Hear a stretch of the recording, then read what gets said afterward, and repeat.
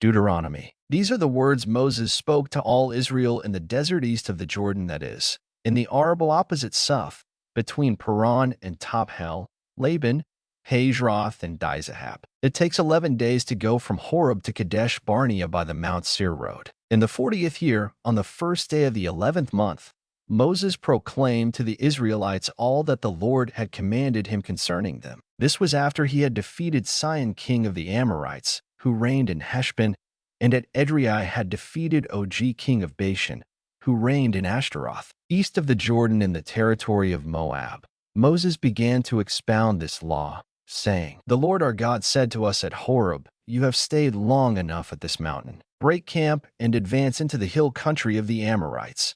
Go to all the neighboring peoples in the Araba, in the mountains, in the western foothills, in the Negev, and along the coast, to the land of the Canaanites, and to Lebanon, as far as the great river, the Euphrates. See, I have given you this land.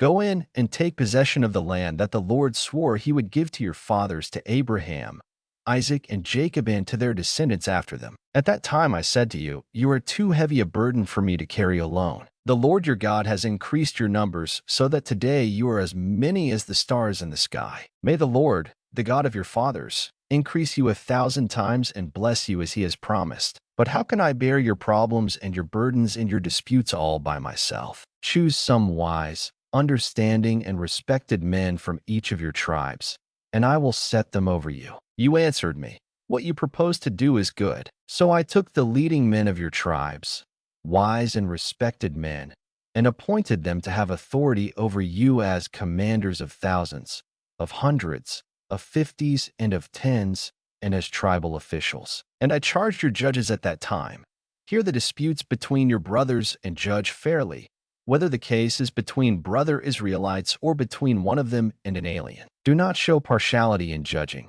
Hear both small and great alike. Do not be afraid of any man, for judgment belongs to God. Bring me any case too hard for you, and I will hear it." And at that time I told you everything you were to do. Then, as the Lord our God commanded us, we set out from Horeb and went toward the hill country of the Amorites through all that vast and dreadful desert that you have seen. And so we reached Kadesh Barnea. Then I said to you, "You have reached the hill country of the Amorites, which the Lord our God is giving us. See, the Lord your God has given you the land. Go up and take possession of it as the Lord, the God of your fathers, told you. Do not be afraid, do not be discouraged." Then all of you came to me and said, "Let us send men ahead to spy out the land for us and bring back a report about the route we are to take and the towns we will come to." The idea seemed good to me, so I selected 12 of you, one man from each tribe. They left and went up into the hill country and came to the valley of Eshcol and explored it. Taking with them some of the fruit of the land, they brought it down to us and reported, "It is a good land that the Lord our God is giving us." But you were unwilling to go up. You rebelled against the command of the Lord your God. You grumbled in your tents and said, "The Lord hates us, so he brought us out of Egypt to deliver us into the hands of the Amorites to destroy us. Where can we go? Our brothers have made us lose heart. They say, 'The people are stronger and taller than we are. The cities are large, with walls up to the sky. We even saw the Anakites there.' Then I said to you, 'Do not be terrified. Do not be afraid of them. The Lord your God, who is going before you, will fight for you, as he did for you in Egypt, before your very eyes, and in the desert. There you saw how the Lord your God carried you, as a father carries his son, all the way you went until you reached this place. In spite of this, you did not trust in the Lord your God, who went ahead of you on your journey, in fire by night and in a cloud by day, to search out places for you to camp and to show you the way you should go. When the Lord heard what you said, he was angry and solemnly swore, 'Not a man of this evil generation shall see the good land I swore to give your forefathers, except Caleb son of Jephunneh. He will see it, and I will give him and his descendants the land he set his feet on, because he followed the Lord wholeheartedly. Because of you the Lord became angry with me also and said, You shall not enter it either, but your assistant, Joshua son of Nun, will enter it. Encourage him, because he will lead Israel to inherit it. And the little ones that you said would be taken captive, your children who do not yet know good from bad, they will enter the land. I will give it to them, and they will take possession of it. But as for you, Turn around and set out toward the desert along the route to the Red Sea." Then you replied, "We have sinned against the Lord. We will go up and fight, as the Lord our God commanded us." So every one of you put on his weapons, thinking it easy to go up into the hill country. But the Lord said to me, "Tell them, do not go up and fight, because I will not be with you.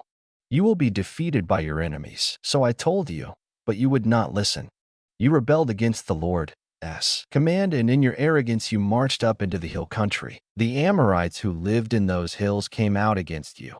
They chased you like a swarm of bees and beat you down from Seir all the way to Hormah. You came back and wept before the Lord, but he paid no attention to your weeping and turned a deaf ear to you. And so you stayed in Kadesh many days, all the time you spent there. Then we turned back and set out toward the desert along the route to the Red Sea, as the Lord had directed me.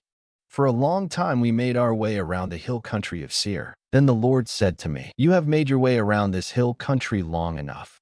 Now turn north. Give the people these orders. You are about to pass through the territory of your brothers, the descendants of Esau, who live in Seir.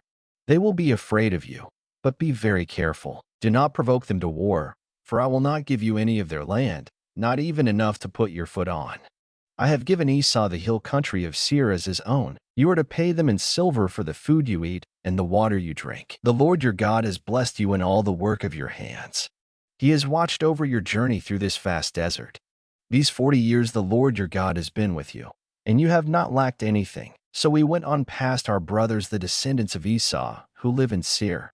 We turned from the Arabah road, which comes up from Elath and Ezion-Geber, and traveled along the desert road of Moab. Then the Lord said to me, "Do not harass the Moabites or provoke them to war, for I will not give you any part of their land.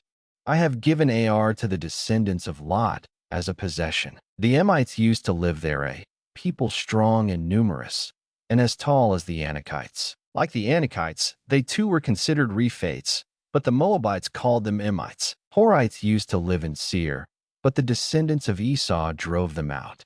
They destroyed the Horites from before them and settled in their place, just as Israel did in the land the Lord gave them as their possession. And the Lord said, "Now get up and cross the Zered Valley."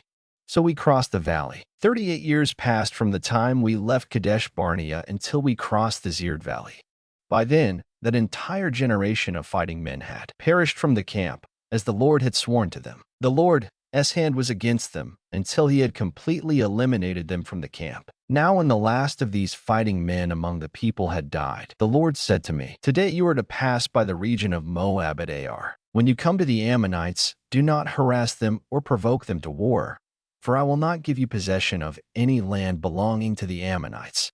I have given it as a possession to the descendants of Lot." That too was considered a land of the Rephates, who used to live there, but the Ammonites called them Zamzamites. They were a people strong and numerous, and as tall as the Anakites. The Lord destroyed them from before the Ammonites, who drove them out and settled in their place. The Lord had done the same for the descendants of Esau, who lived in Seir, when he destroyed the Horites from before them. They drove them out and have lived in their place to this day. And as for the Avites who lived in villages as far as Gaza, the Caphtorites coming out from Caphtor destroyed them and settled in their place. Set out now and cross the Arnon Gorge. See, I have given into your hand Sihon the Amorite, king of Heshbon, and his country. Begin to take possession of it and engage him in battle. This very day I will begin to put the terror and fear of you on all the nations under heaven. They will hear reports of you and will tremble and be in anguish because of you. From the desert of Kedemoth I sent messengers to Sihon king of Heshbon offering peace and saying, "Let us pass through your country. We will stay on the main road. We will not turn aside to the right or to the left. Sell us food to eat and water to drink for their price in silver. Only let us pass through on foot." As the descendants of Esau, who live in Seir, and the Moabites, who live in Ar, did for us until we crossed the Jordan into the land the Lord our God is giving us. But Sihon king of Heshbon refused to let us pass through. For the Lord your God had made his spirit stubborn and his heart obstinate, in order to give him into your hands, as he has now done. The Lord said to me, "See, I have begun to deliver Sihon and his country over to you. Now begin to conquer and possess his land. When Sihon and all his army came out to meet us in battle at Jahaz, the Lord our God delivered him over to us, and we struck him down, together with his sons and his whole army. At that time we took all his towns and completely destroyed the men, women, and children. We left no survivors, but the livestock and the plunder from the towns we had captured we carried off for ourselves. From Aroah on the rim of the Arnon Gorge, and from the town in the gorge, even as far as Gilead, not one town was too strong for us. The Lord our God gave us all of them. But in accordance with the command of the Lord our God, you did not encroach on any of the land of the Ammonites, neither the land along the course of the Jabbok, nor that around the towns and the hills. Next we turned and went up along the road toward Bashan, and Og king of Bashan with his whole army marched out to meet us in battle at Edrei. The Lord said to me, "Do not be afraid of him, for I have handed him over to you with his whole army and his land. Do to him what you did to Sihon king of the Amorites, who reigned in Heshbon." So the Lord our God also gave into our hands Og king of Bashan and all his army. We struck them down, leaving no survivors. At that time we took all his cities. There was not one of the 60 cities that we did not take from them, the whole region of Argob, Og's kingdom in Bashan. All these cities were fortified with high walls and with gates and bars, and there were also a great many unwalled villages. We completely destroyed them, as we had done with Sihon king of Heshbon, destroying every city, men, women, and children. But all the livestock and the plunder from their cities we carried off for ourselves. So at that time we took from these 2 kings of the Amorites the territory east of the Jordan, from the Arnon Gorge as far as Mount Hermon. Hermon is called Sirion by the Sidonians. The Amorites call it Senir. We took all the towns on the plateau, and all Gilead, and all Bashan as far as Salika and Edrei, towns of Og's kingdom in Bashan. Only Og king of Bashan was left of the remnant of the Rephates. His bed was made of iron and was more than 13 feet long and 6 feet wide. It is still in Rabbah of the Ammonites. Of the land that we took over at that time, I gave the Reubenites and the Gadites the territory north of Aroer by the Arnon Gorge, including half the hill country of Gilead, together with its towns. The rest of Gilead and also all of Bashan, the kingdom of Og, I gave to the half-tribe of Manasseh. The whole region of Argob and Bashan used to be known as a land of the Rephates. Jair, a descendant of Manasseh, took the whole region of Argob as far as the border of the Jeshurites and the Maccathites.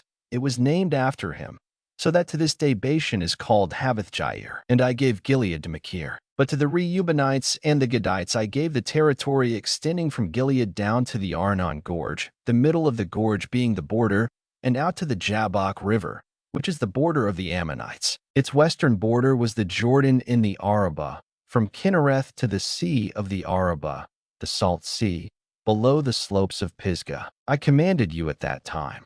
The Lord your God has given you this land to take possession of it. But all your able-bodied men, armed for battle, must cross over ahead of your brother Israelites. However, your wives, your children, and your livestock, I know you have much livestock, may stay in the towns I have given you, until the Lord gives rest to your brothers as he has to you. And they too have taken over the land that the Lord your God is giving them, across the Jordan. After that, each of you may go back to the possession I have given you. At that time I commanded Joshua, "You have seen with your own eyes all that the Lord your God has done to these 2 kings. The Lord will do the same to all the kingdoms over there where you are going. Do not be afraid of them. The Lord your God himself will fight for you." At that time I pleaded with the Lord, "O sovereign Lord, you have begun to show to your servant your greatness and your strong hand. For what God is there in heaven or on earth who can do the deeds and mighty works you do? Let me go over and see the good land beyond the Jordan, that fine hill country in Lebanon." But because of you the Lord was angry with me and would not listen to me. "That is enough," the Lord said. "Do not speak to me any more about this matter. Go up to the top of Pisgah and look west and north and south and east. Look at the land with your own eyes, since you are not going to cross this Jordan. But commission Joshua and encourage and strengthen him, for he will lead this people across and will cause them to inherit the land that you will see." So we stayed in the valley near Beth Peor. Hear now, O Israel, the decrees and laws I am about to teach you. Follow them so that you may live and may go in and take possession of the land that the Lord, the God of your fathers, is giving you. Do not add to what I command you, and do not subtract from it, but keep the commands of the Lord your God that I give you. You saw with your own eyes what the Lord did at Baal Peor. The Lord your God destroyed from among you everyone who followed the Baal of Peor. But all of you who held fast to the Lord your God are still alive today. See, I have taught you decrees and laws as the Lord my God commanded me, so that you may follow them in the land you are entering to take possession of it. Observe them carefully, for this will show your wisdom and understanding to the nations, who will hear about all these decrees and say, "Surely this great nation is a wise and understanding people." What other nation is so great as to have their gods near them the way the Lord our God is near us whenever we pray to him? And what other nation is so great as to have such righteous decrees and laws as this body of laws I am setting before you today? Only be careful and watch yourselves closely so that you do not forget the things your eyes have seen or let them slip from your heart as long as you live. Teach them to your children and to their children after them. Remember the day you stood before the Lord your God at Horeb, when he said to me, "Assemble the people before me to hear my words, so that they may learn to revere me as long as they live in the land, and may teach them to their children." You came near and stood at the foot of the mountain while it blazed with fire to the very heavens, with black clouds and deep darkness. Then the Lord spoke to you out of the fire. You heard the sound of words, but saw no form. There was only a voice. He declared to you his covenant, the 10 Commandments, which he commanded you to follow, and then wrote them on 2 stone tablets. And the Lord directed me at that time to teach you the decrees and laws you are to follow in the land that you are crossing the Jordan to possess. You saw no form of any kind the day the Lord spoke to you at Horeb out of the fire.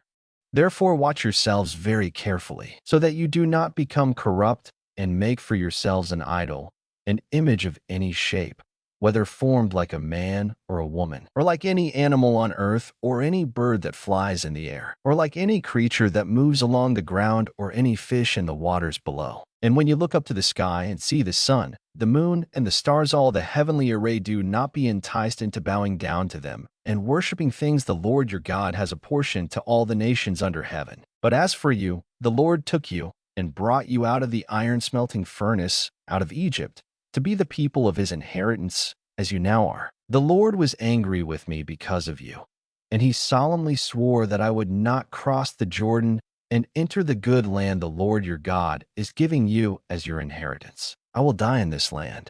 I will not cross the Jordan, but you are about to cross over and take possession of that good land. Be careful not to forget the covenant of the Lord your God that he made with you.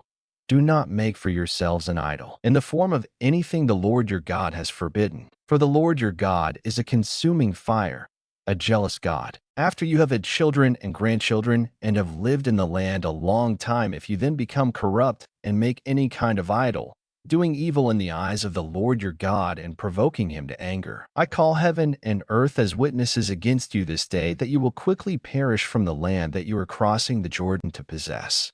You will not live there long, but will certainly be destroyed. The Lord will scatter you among the peoples, and only a few of you will survive among the nations to which the Lord will drive you. There you will worship man-made gods of wood and stone, which cannot see or hear or eat or smell. But if from there you seek the Lord your God, you will find him if you look for him with all your heart and with all your soul. When you are in distress and all these things have happened to you, then in later days you will return to the Lord your God and obey him. For the Lord your God is a merciful God. He will not abandon or destroy you or forget the covenant with your forefathers, which he confirmed to them by oath. Ask now about the former days, long before your time, from the day God created man on the earth. Ask from one end of the heavens to the other. Has anything so great as this ever happened? Or has anything like it ever been heard of? Has any other people heard the voice of God speaking out of fire, as you have, and lived? Has any God ever tried to take for himself one nation out of another nation, by testings, by miraculous signs and wonders, by war, by a mighty hand and an outstretched arm, or by great and awesome deeds, like all the things the Lord your God did for you in Egypt before your very eyes? You were shown these things so that you might know that the Lord is God. Besides him there is no other. From heaven he made you hear his voice to discipline you. On earth he showed you his great fire, and you heard his words from out of the fire. Because he loved your forefathers and chose their descendants after them, he brought you out of Egypt by his presence and his great strength, to drive out before you nations greater and stronger than you, and to bring you into their land, to give it to you for your inheritance, as it is today. Acknowledge and take to heart this day that the Lord is God in heaven above and on the earth below. There is no other. Keep his decrees and commands, which I am giving you today, so that it may go well with you and your children after you, and that you may live long in the land the Lord your God gives you for all time. Then Moses set aside 3 cities east of the Jordan, to which anyone who had killed a person could flee if he had unintentionally killed his neighbor without malice aforethought.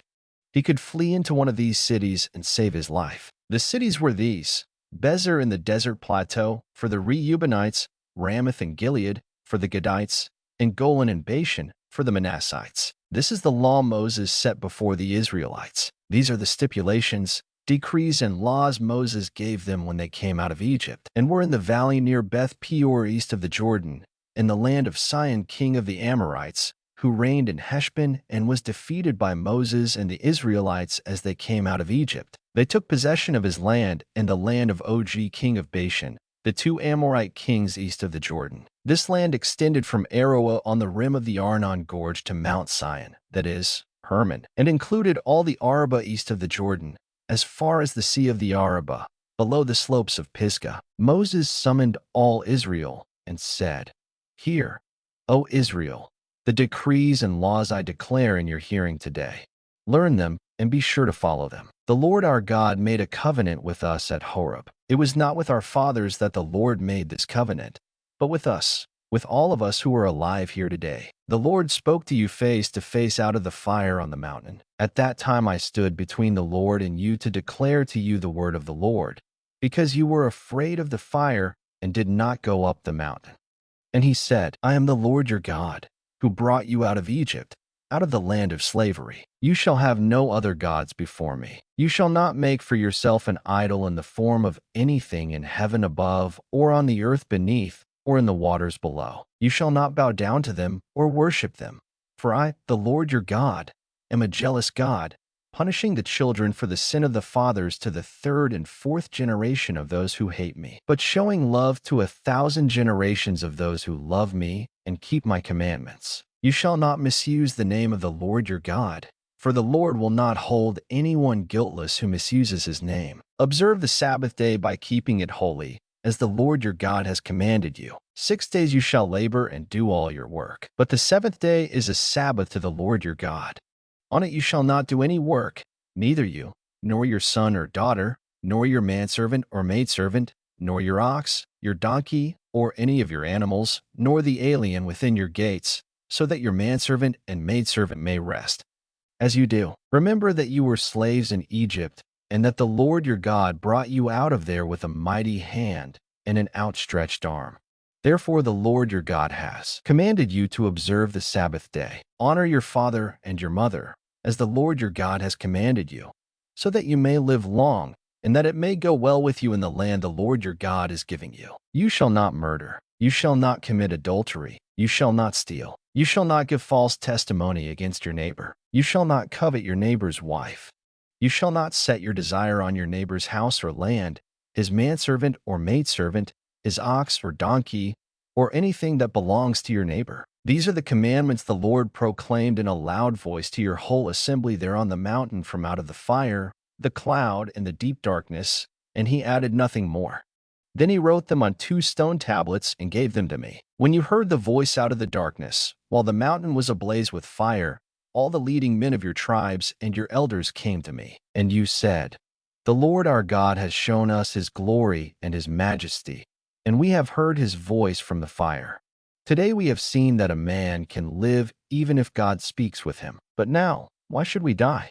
This great fire will consume us, and we will die if we hear the voice of the Lord our God any longer. For what mortal man has ever heard the voice of the living God speaking out of fire, as we have, and survived? Go near and listen to all that the Lord our God says. Then tell us whatever the Lord our God tells you." We will listen and obey. The Lord heard you when you spoke to me, and the Lord said to me, I have heard what this people said to you. Everything they said was good. Oh, that their hearts would be inclined to fear me and keep all my commands always, so that it might go well with them and their children forever. Go, tell them to return to their tents. But you stay here with me so that I may give you all the commands, decrees, and laws you are to teach them to follow in the land I am giving them to possess. So be careful to do what the Lord your God has commanded you. Do not turn aside to the right or to the left. Walk in all the way that the Lord your God has commanded you, so that you may live and prosper and prolong your days in the land that you will possess. These are the commands, decrees, and laws the Lord your God directed me to teach you to observe in the land that you are crossing the Jordan to possess, so that you, your children, and their children after them may fear the Lord your God as long as you live by keeping all his decrees and commands that I give you, and so that you may enjoy long life. Hear, O Israel, and be careful to obey, so that it may go well with you, and that you may increase greatly in a land flowing with milk and honey, just as the Lord, the God of your fathers, promised you. Hear, O Israel, the Lord our God, the Lord is one. Love the Lord your God with all your heart, and with all your soul, and with all your strength. These commandments that I give you today are to be upon your hearts. Impress them on your children. Talk about them when you sit at home, and when you walk along the road, when you lie down, and when you get up. Tie them as symbols on your hands and bind them on your foreheads. Write them on the doorframes of your houses and on your gates. When the Lord your God brings you into the land he swore to your fathers, to Abraham, Isaac, and Jacob, to give you a land with large, flourishing cities you did not build, houses filled with all kinds of good things you did not provide, wells you did not dig, and vineyards and olive groves you did not plant then when you eat and are satisfied. Be careful that you do not forget the Lord, who brought you out of Egypt, out of the land of slavery. Fear the Lord your God.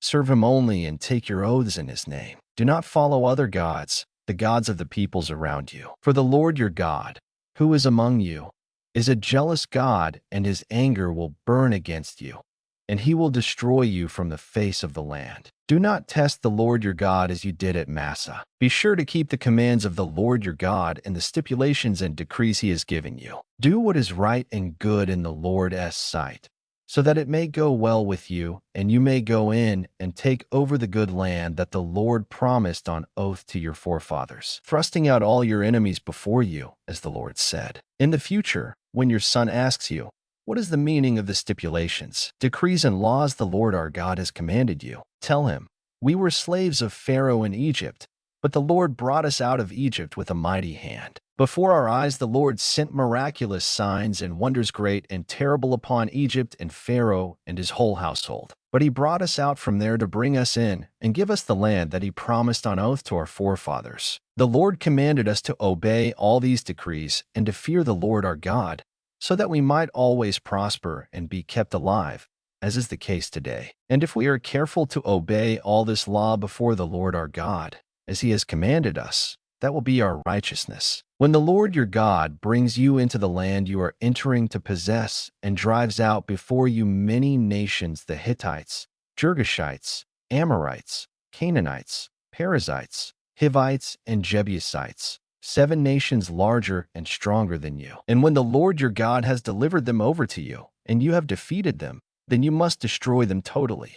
Make no treaty with them, and show them no mercy. Do not intermarry with them. Do not give your daughters to their sons or take their daughters for your sons, for they will turn your sons away from following me to serve other gods, and the Lord's anger will burn against you and will quickly destroy you. This is what you are to do to them.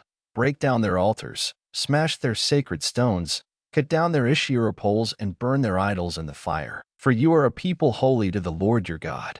The Lord your God has chosen you out of all the peoples on the face of the earth to be his people, his treasured possession. The Lord did not set his affection on you and choose you because you were more numerous than other peoples, for you were the fewest of all peoples. But it was because the Lord loved you and kept the oath he swore to your forefathers that he brought you out with a mighty hand and redeemed you from the land of slavery, from the power of Pharaoh king of Egypt. Know therefore that the Lord your God is God.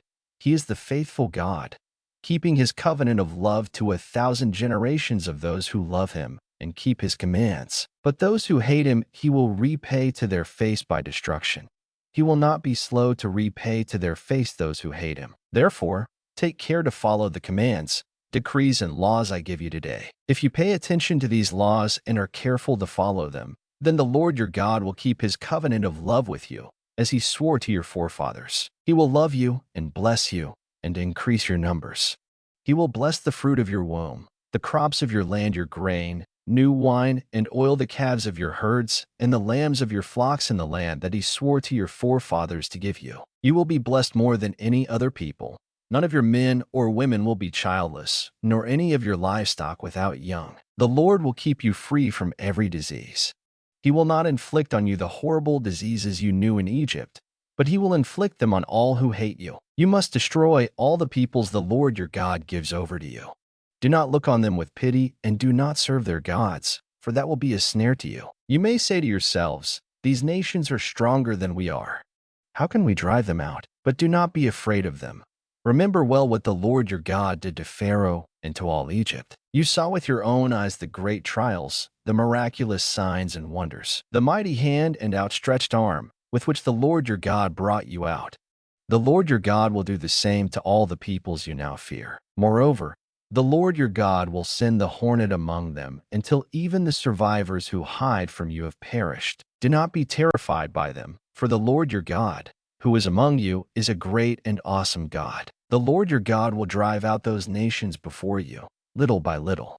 You will not be allowed to eliminate them all at once, or the wild animals will multiply around you. But the Lord your God will deliver them over to you, throwing them into great confusion until they are destroyed. He will give their kings into your hand, and you will wipe out their names from under heaven. No one will be able to stand up against you. You will destroy them. The images of their gods you are to burn in the fire. Do not covet the silver and gold on them, and do not take it for yourselves, or you will be ensnared by it, for it is detestable to the Lord your God. Do not bring a detestable thing into your house, or you, like it, will be set apart for destruction. Utterly abhor and detest it, for it is set apart for destruction. Be careful to follow every command I am giving you today, so that you may live and increase and may enter and possess the land that the Lord promised on oath to your forefathers. Remember how the Lord your God led you all the way in the desert these 40 years, to humble you and to test you in order to know what was in your heart, whether or not you would keep his commands. He humbled you, causing you to hunger and then feeding you with manna, which neither you nor your fathers had known, to teach you that man does not live on bread alone, but on every word that comes from the mouth of the Lord. Your clothes did not wear out, and your feet did not swell during these 40 years. Know then in your heart that as a man disciplines his son, so the Lord your God disciplines you. Observe the commands of the Lord your God, walking in his ways and revering him. For the Lord your God is bringing you into a good land, a land with streams and pools of water,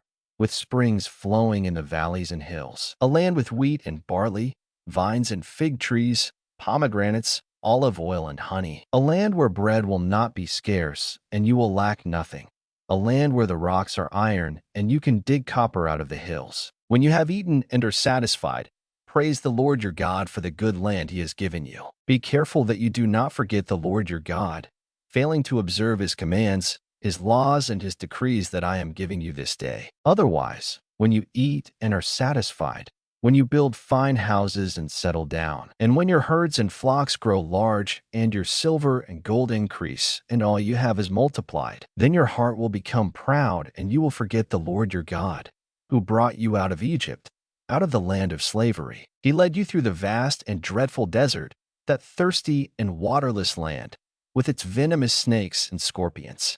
He brought you water out of hard rock. He gave you manna to eat in the desert, something your fathers had never known, to humble and to test you so that in the end it might go well with you. You may say to yourself, my power and the strength of my hands have produced this wealth for me. But remember the Lord your God, for it is he who gives you the ability to produce wealth, and so confirms his covenant, which he swore to your forefathers, as it is today. If you ever forget the Lord your God and follow other gods and worship and bow down to them, I testify against you today that you will surely be destroyed, like the nations the Lord destroyed before you.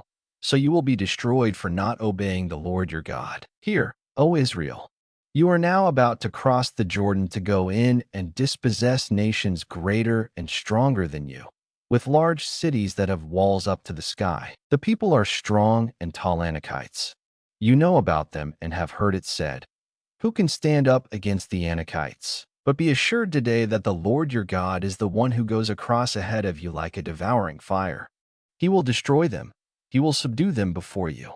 And you will drive them out and annihilate them quickly, as the Lord has promised you. After the Lord your God has driven them out before you, do not say to yourself, the Lord has brought me here to take possession of this land because of my righteousness. No, it is on account of the wickedness of these nations that the Lord is going to drive them out before you. It is not because of your righteousness or your integrity that you are going in to take possession of their land, but on account of the wickedness of these nations, the Lord your God will drive them out before you, to accomplish what he swore to your fathers, to Abraham, Isaac, and Jacob. Understand, then, that it is not because of your righteousness that the Lord your God is giving you this good land to possess, for you are a stiff-necked people. Remember this and never forget how you provoked the Lord your God to anger in the desert. From the day you left Egypt until you arrived here, you have been rebellious against the Lord. At Horeb you aroused the Lord's wrath so that he was angry enough to destroy you. When I went up on the mountain to receive the tablets of stone, the tablets of the covenant that the Lord had made with you, I stayed on the mountain 40 days and 40 nights. I ate no bread and drank no water. The Lord gave me 2 stone tablets inscribed by the finger of God. On them were all the commandments the Lord proclaimed to you on the mountain out of the fire, on the day of the assembly. At the end of the 40 days and 40 nights, the Lord gave me the 2 stone tablets, the tablets of the covenant. Then the Lord told me, go down from here at once, because your people whom you brought out of Egypt have become corrupt. They have turned away quickly from what I commanded them, and have made a cast idol for themselves. And the Lord said to me, I have seen this people, and they are a stiff-necked people indeed. Let me alone, so that I may destroy them and blot out their name from under heaven. And I will make you into a nation stronger and more numerous than they. So I turned and went down from the mountain while it was ablaze with fire. And the 2 tablets of the covenant were in my hands. When I looked, I saw that you had sinned against the Lord your God. You had made for yourselves an idol cast in the shape of a calf. You had turned aside quickly from the way that the Lord had commanded you. So I took the 2 tablets and threw them out of my hands, breaking them to pieces before your eyes. Then once again I fell prostrate before the Lord for 40 days and 40 nights. I ate no bread and drank no water, because of all the sin you had committed, doing what was evil in the Lord's sight and so provoking him to anger. I feared the anger and wrath of the Lord, for he was angry enough with you to destroy you. But again the Lord listened to me, and the Lord was angry enough with Aaron to destroy him. But at that time I prayed for Aaron too. Also I took that sinful thing of yours, the calf you had made, and burned it in the fire. Then I crushed it and ground it to powder as fine as dust and threw the dust into a stream that flowed down the mountain. You also made the Lord angry at Taberah, at Massa, and at Kibroth Hattaavah. And when the Lord sent you out from Kadesh Barnea, he said, go up and take possession of the land I have given you. But you rebelled against the command of the Lord your God. You did not trust him or obey him. You have been rebellious against the Lord ever since I have known you. I lay prostrate before the Lord those 40 days and 40 nights because the Lord had said he would destroy you. I prayed to the Lord and said, O sovereign Lord, do not destroy your people, your own inheritance that you redeemed by your great power and brought out of Egypt with a mighty hand. Remember your servants Abraham, Isaac, and Jacob. Overlook the stubbornness of this people, their wickedness, and their sin. Otherwise, the country from which you brought us will say, because the Lord was not able to take them into the land he had promised them, and because he hated them, he brought them out to put them to death in the desert. But they are your people, your inheritance that you brought out by your great power and your outstretched arm. At that time the Lord said to me, chisel out 2 stone tablets like the first ones and come up to me on the mountain. Also make a wooden chest. I will write on the tablets the words that were on the first tablets, which you broke. Then you were to put them in the chest. So I made the ark out of acacia wood and chiseled out 2 stone tablets like the first ones, and I went up on the mountain with the 2 tablets in my hands. The Lord wrote on these tablets what he had written before, the 10 commandments he had proclaimed to you on the mountain, out of the fire, on the day of the assembly. And the Lord gave them to me. Then I came back down the mountain and put the tablets in the ark I had made, as the Lord commanded me, and they are there now. The Israelites traveled from the wells of the Jochenites to Mosera. There Aaron died and was buried, and Eleazar his son succeeded him as priest. From there they traveled to Gudgoda and on to Jotbatha, a land with streams of water. At that time the Lord set apart the tribe of Levi to carry the ark of the covenant of the Lord, to stand before the Lord to minister and to pronounce blessings in his name, as they still do today. That is why the Levites have no share or inheritance among their brothers. The Lord is their inheritance, as the Lord your God told them. Now I had stayed on the mountain 40 days and nights, as I did the first time, and the Lord listened to me at this time also. It was not his will to destroy you. Go, the Lord said to me, and lead the people on their way, so that they may enter and possess the land that I swore to their fathers to give them. And now, O Israel, what does the Lord your God ask of you but to fear the Lord your God, to walk in all his ways, to love him, to serve the Lord your God with all your heart and with all your soul, and to observe the Lord's commands and decrees that I am giving you today for your own good? To the Lord your God belong the heavens, even the highest heavens, the earth, and everything in it. Yet the Lord set his affection on your forefathers and loved them, and he chose you, their descendants, above all the nations, as it is today. Circumcise your hearts, therefore, and do not be stiff-necked any longer. For the Lord your God is God of gods and Lord of lords, the great God, mighty and awesome, who shows no partiality and accepts no bribes. He defends the cause of the fatherless and the widow, and loves the alien, giving him food and clothing. And you are to love those who are aliens, for you yourselves were aliens in Egypt. Fear the Lord your God and serve him. Hold fast to him and take your oaths in his name. He is your praise. He is your God, who performed for you those great and awesome wonders you saw with your own eyes. Your forefathers who went down into Egypt were 70 in all, and now the Lord your God has made you as numerous as the stars in the sky. Love the Lord your God and keep his requirements, his decrees, his laws, and his commands always. Remember today that your children were not the ones who saw and experienced the discipline of the Lord your God, his majesty, his mighty hand, his outstretched arm, the signs he performed, and the things he did in the heart of Egypt, both to Pharaoh king of Egypt and to his whole country. What he did to the Egyptian army, to its horses and chariots, how he overwhelmed them with the waters of the Red Sea as they were pursuing you, and how the Lord brought lasting ruin on them. It was not your children who saw what he did for you in the desert until you arrived at this place, and what he did to Dathan and Abiram, sons of Eliab the Reubinite,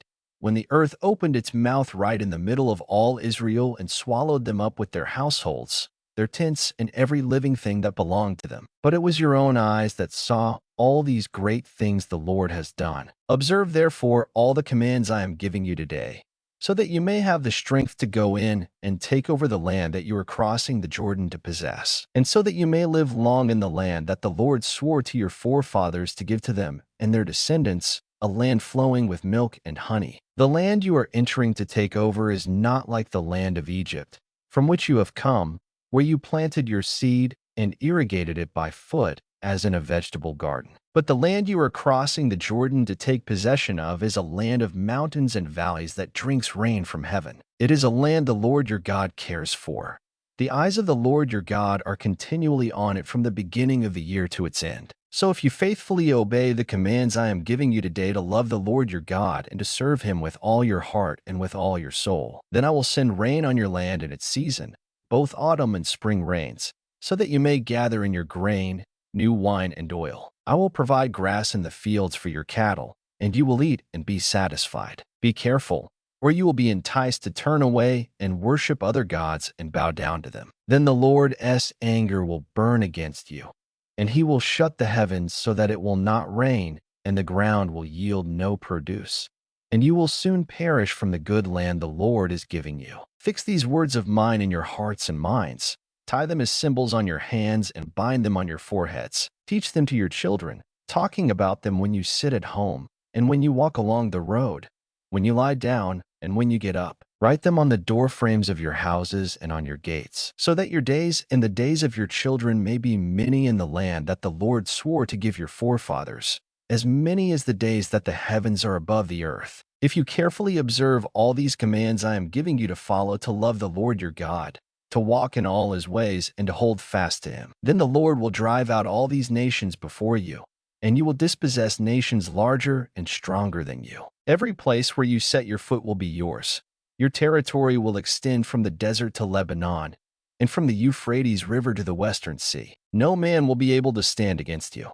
The Lord your God, as he promised you, will put the terror and fear of you on the whole land, wherever you go. See, I am setting before you today a blessing and a curse. The blessing if you obey the commands of the Lord your God that I am giving you today. The curse if you disobey the commands of the Lord your God and turn from the way that I command you today by following other gods, which you have not known. When the Lord your God has brought you into the land you are entering to possess, you are to proclaim on Mount Gerizim the blessings, and on Mount Ebal the curses. As you know, these mountains are across the Jordan, west of the road, toward the setting sun, near the great trees of Moor, in the territory of those Canaanites living in the Arabah in the vicinity of Gilgal. You are about to cross the Jordan to enter and take possession of the land the Lord your God is giving you.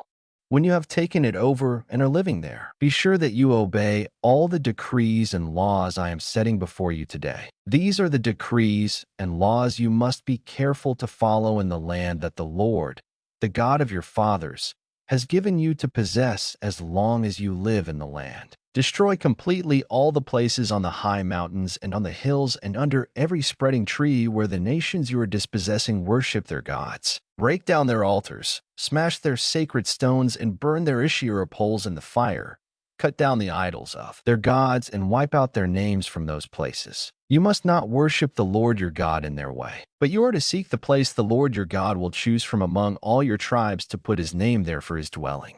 To that place you must go. There bring your burnt offerings and sacrifices, your tithes and special gifts, what you have vowed to give, and your freewill offerings, and the firstborn of your herds and flocks. There, in the presence of the Lord your God, you and your family shall eat and shall rejoice in everything you have put your hand to, because the Lord your God has blessed you. You are not to do as we do here today, everyone as he sees fit, since you have not yet reached the resting place and the inheritance the Lord your God is giving you. But you will cross the Jordan and settle in the land the Lord your God is giving you as an inheritance, and he will give you rest from all your enemies around you, so that you will live in safety. Then to the place the Lord your God will choose as a dwelling for his name, there you are to bring everything I command you, your burnt offerings and sacrifices, your tithes and special gifts, and all the choice possessions you have vowed to the Lord. And there rejoice before the Lord your God,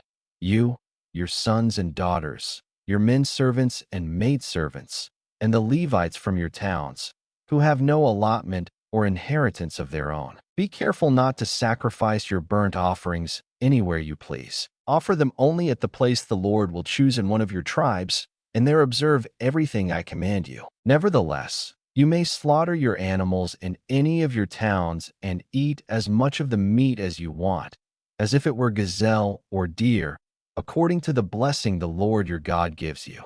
Both the ceremonially unclean and the clean may eat it, but you must not eat the blood. Pour it out on the ground like water. You must not eat in your own towns the tithe of your grain and new wine and oil, or the firstborn of your herds and flocks, or whatever you have vowed to give, or your freewill offerings or special gifts. Instead, you are to eat them in the presence of the Lord your God at the place the Lord your God will choose you, your sons and daughters, your men servants and maidservants, and the Levites from your towns, and you are to rejoice before the Lord your God in everything you put your hand to. Be careful not to neglect the Levites as long as you live in your land. When the Lord your God has enlarged your territory as he promised you, and you crave meat and say, I would like some meat, then you may eat as much of it as you want. If the place where the Lord your God chooses to put his name is too far away from you, you may slaughter animals from the herds and flocks the Lord has given you, as I have commanded you. And in your own towns you may eat as much of them as you want. Eat them as you would gazelle or deer. Both the ceremonially unclean and the clean may eat. But be sure you do not eat the blood, because the blood is the life, and you must not eat the life with the meat. You must not eat the blood. Pour it out on the ground like water. Do not eat it, so that it may go well with you and your children after you, because you will be doing what is right in the eyes of the Lord. But take your consecrated things and whatever you have vowed to give, and go to the place the Lord will choose. Present your burnt offerings on the altar of the Lord your God, both the meat and the blood. The blood of your sacrifices must be poured beside the altar of the Lord your God, but you may eat the meat. Be careful to obey all these regulations I am giving you, so that it may always go well with you and your children after you, because you will be doing what is good and right in the eyes of the Lord your God. The Lord your God will cut off before you the nations you are about to invade and dispossess. But when you have driven them out and settled in their land, and after they have been destroyed before you, be careful not to be ensnared by inquiring about their gods, saying, "How do these nations serve their gods? We will do the same." You must not worship the Lord your God in their way, because in worshiping their gods, they do all kinds of detestable things the Lord hates. They even burn their sons and daughters in the fire as sacrifices to their gods. See that you do all I command you. Do not add to it or take away from it. If a prophet, or one who foretells by dreams, appears among you and announces to you a miraculous sign or wonder, and if the sign or wonder of which he has spoken takes place, and he says, "Let us follow other gods, gods you have not known, and let us worship them," you must not listen to the words of that prophet or dreamer. The Lord your God is testing you to find out whether you love him with all your heart and with all your soul. It is the Lord your God you must follow, and him you must revere. Keep his commands and obey him. Serve him and hold fast to him. That prophet or dreamer must be put to death, because he preached rebellion against the Lord your God, who brought you out of Egypt and redeemed you from the land of slavery. He has tried to turn you from the way the Lord your God commanded you to follow. You must purge the evil from among you. If your very own brother, or your son or daughter, or the wife you love, or your closest friend secretly entices you, saying, "Let us go and worship other gods, gods that neither you nor your fathers have known, gods of the peoples around you, whether near or far, from one end of the land to the other," do not yield to him or listen to him. Show him no pity. Do not spare him or shield him. You must certainly put him to death. Your hand must be the first in putting him to death, and then the hands of all the people. Stone him to death, because he tried to turn you away from the Lord your God, who brought you out of Egypt, out of the land of slavery. Then all Israel will hear and be afraid, and no one among you will do such an evil thing again. If you hear it said about one of the towns the Lord your God is giving you to live in, that wicked men have arisen among you and have led the people of their town astray, saying, "Let us go and worship other gods, gods you have not known," then you must inquire, probe, and investigate it thoroughly. And if it is true and it has been proved that this detestable thing has been done among you, you must certainly put to the sword all who live in that town. Destroy it completely, both its people and its livestock. Gather all the plunder of the town into the middle of the public square and completely burn the town and all its plunder as a whole burnt offering to the Lord your God. It is to remain a ruin forever, never to be rebuilt. None of those condemned things shall be found in your hands, so that the Lord will turn from his fierce anger. He will show you mercy, have compassion on you, and increase your numbers, as he promised on oath to your forefathers, because you obey the Lord your God, keeping all his commands that I am giving you today and doing what is right in his eyes. You are the children of the Lord your God. Do not cut yourselves or shave the front of your heads for the dead, for you are a people holy to the Lord your God. Out of all the peoples on the face of the earth, the Lord has chosen you to be his treasured possession. Do not eat any detestable thing. These are the animals you may eat: the ox, the sheep, the goat, the deer, the gazelle, the roe deer, the wild goat, the ibex, the antelope, and the mountain sheep. You may eat any animal that has a split hoof divided in two and that chews the cud. However, of those that chew the cud or that have a split hoof completely divided, you may not eat the camel, the rabbit, or the coney. Although they chew the cud, they do not have a split hoof. They are ceremonially unclean for you. The pig is also unclean. Although it has a split hoof, it does not chew the cud. You are not to eat their meat or touch their carcasses. Of all the creatures living in the water, you may eat any that has fins and scales. But anything that does not have fins and scales you may not eat. For you it is unclean. You may eat any clean bird, but these you may not eat: the eagle, the vulture, the black vulture, the red kite, the black kite, any kind of falcon, any kind of raven, the horned owl, the screech owl, the gull, any kind of hawk, the little owl, the great owl, the white owl, the desert owl, the osprey, the cormorant, the stork, any kind of heron, the hoopoe, and the bat. All flying insects that swarm are unclean to you. Do not eat them. But any winged creature that is clean you may eat. Do not eat anything you find already dead. You may give it to an alien living in any of your towns, and he may eat it, or you may sell it to a foreigner. But you are a people holy to the Lord your God. Do not cook a young goat in its mother's milk. Be sure to set aside 1/10 of all that your fields produce each year. Eat the tithe of your grain, new wine, and oil, and the firstborn of your herds and flocks in the presence of the Lord your God at the place he will choose as a dwelling for his name, so that you may learn to revere the Lord your God always. But if that place is too distant, and you have been blessed by the Lord your God and cannot carry your tithe, because the place where the Lord will choose to put his name is so far away, then exchange your tithe for silver, and take the silver with you, and go to the place the Lord your God will choose. Use the silver to buy whatever you like: cattle, sheep, wine, or other fermented drink, or anything you wish. Then you and your household shall eat there in the presence of the Lord your God and rejoice. And do not neglect the Levites living in your towns, for they have no allotment or inheritance of their own. At the end of every 3 years, bring all the tithes of that year's produce and store it in your towns, so that the Levites, who have no allotment or inheritance of their own, and the aliens, the fatherless, and the widows who live in your towns may come and eat and be satisfied, and so that the Lord your God may bless you in all the work of your hands. At the end of every 7 years you must cancel debts. This is how it is to be done. Every creditor shall cancel the loan he has made to his fellow Israelite.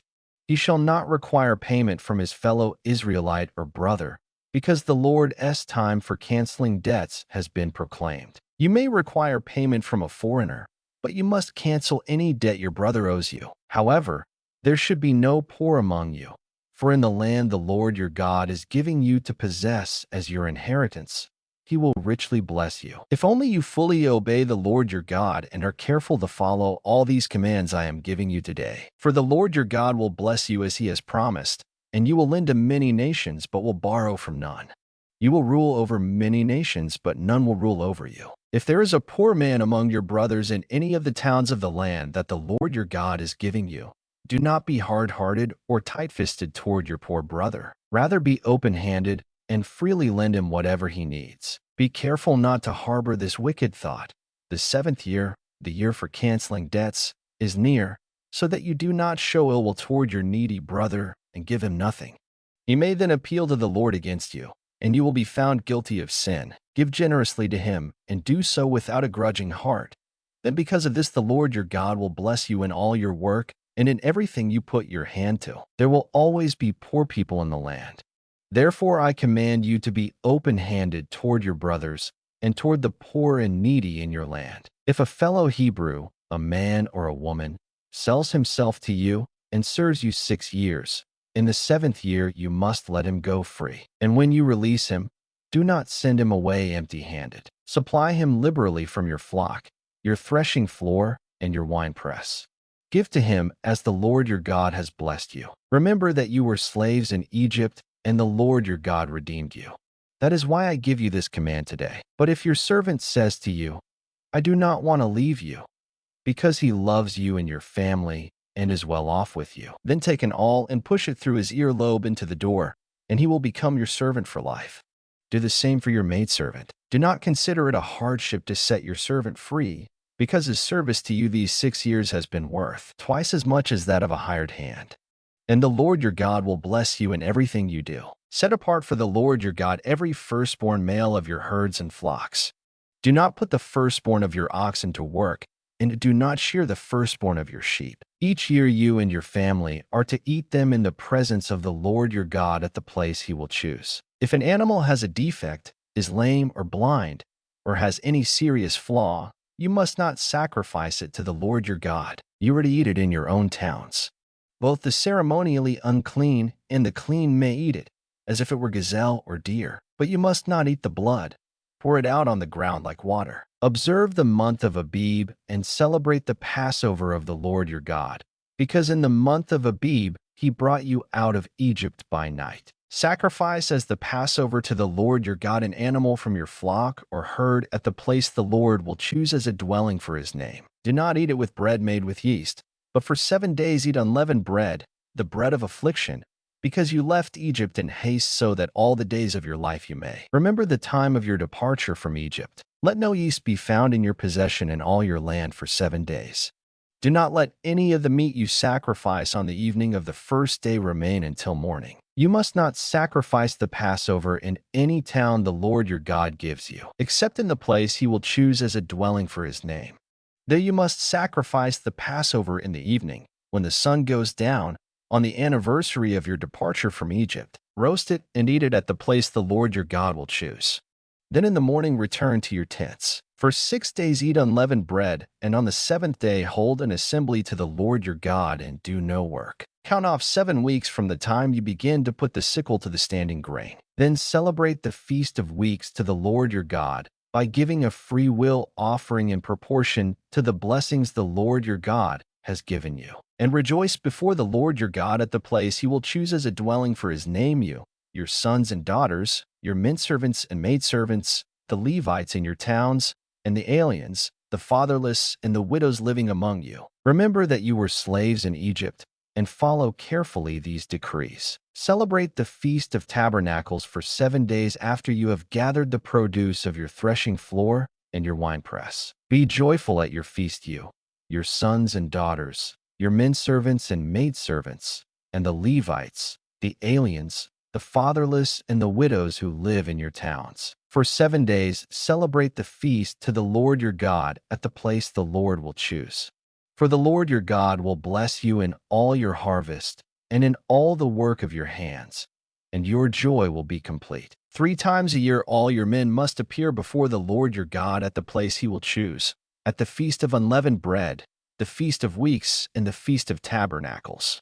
No man should appear before the Lord empty-handed. Each of you must bring a gift in proportion to the way the Lord your God has blessed you. Appoint judges and officials for each of your tribes in every town the Lord your God is giving you, and they shall judge the people fairly. Do not pervert justice or show partiality. Do not accept a bribe, for a bribe blinds the eyes of the wise and twists the words of the righteous. Follow justice and justice alone, so that you may live and possess the land the Lord your God is giving you. Do not set up any wooden issue or pole beside the altar you build to the Lord your God, and do not erect a sacred stone, for these the Lord your God hates. Do not sacrifice to the Lord your God an ox or a sheep that has any defect or flaw in it, for that would be detestable to him. If a man or woman living among you in one of the towns the Lord gives you is found doing evil in the eyes of the Lord your God in violation of his covenant, and contrary to my command has worshipped other gods, bowing down to them or to the sun or the moon or the stars of the sky, and this has been brought to your attention, then you must investigate it thoroughly.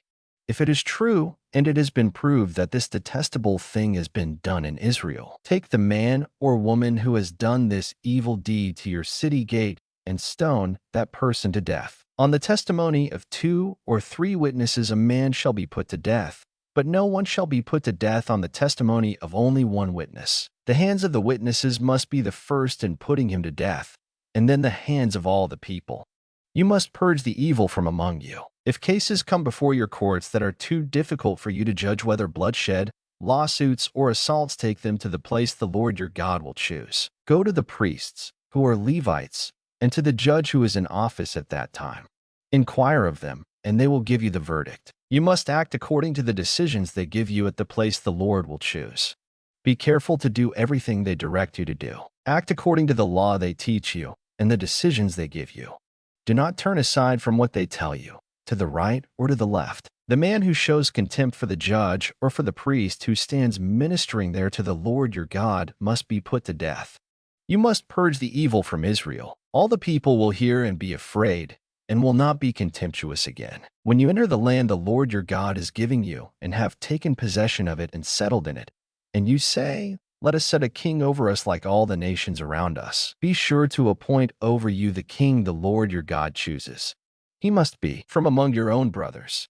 Do not place a foreigner over you, one who is not a brother Israelite. The king, moreover, must not acquire great numbers of horses for himself, or make the people return to Egypt to get more of them. For the Lord has told you, you are not to go back that way again. He must not take many wives, or his heart will be led astray. He must not accumulate large amounts of silver and gold. When he takes the throne of his kingdom, he is to write for himself on a scroll a copy of this law, taken from that of the priests, who are Levites. It is to be with him, and he is to read it all the days of his life, so that he may learn to revere the Lord his God and follow carefully all the words of this law and these decrees, and not consider himself better than his brothers and turn from the law to the right or to the left. Then he and his descendants will reign a long time over his kingdom in Israel. The priests, who are Levites indeed, the whole tribe of Levi, are to have no allotment or inheritance with Israel. They shall live on the offerings made to the Lord by fire, for that is their inheritance. They shall have no inheritance among their brothers.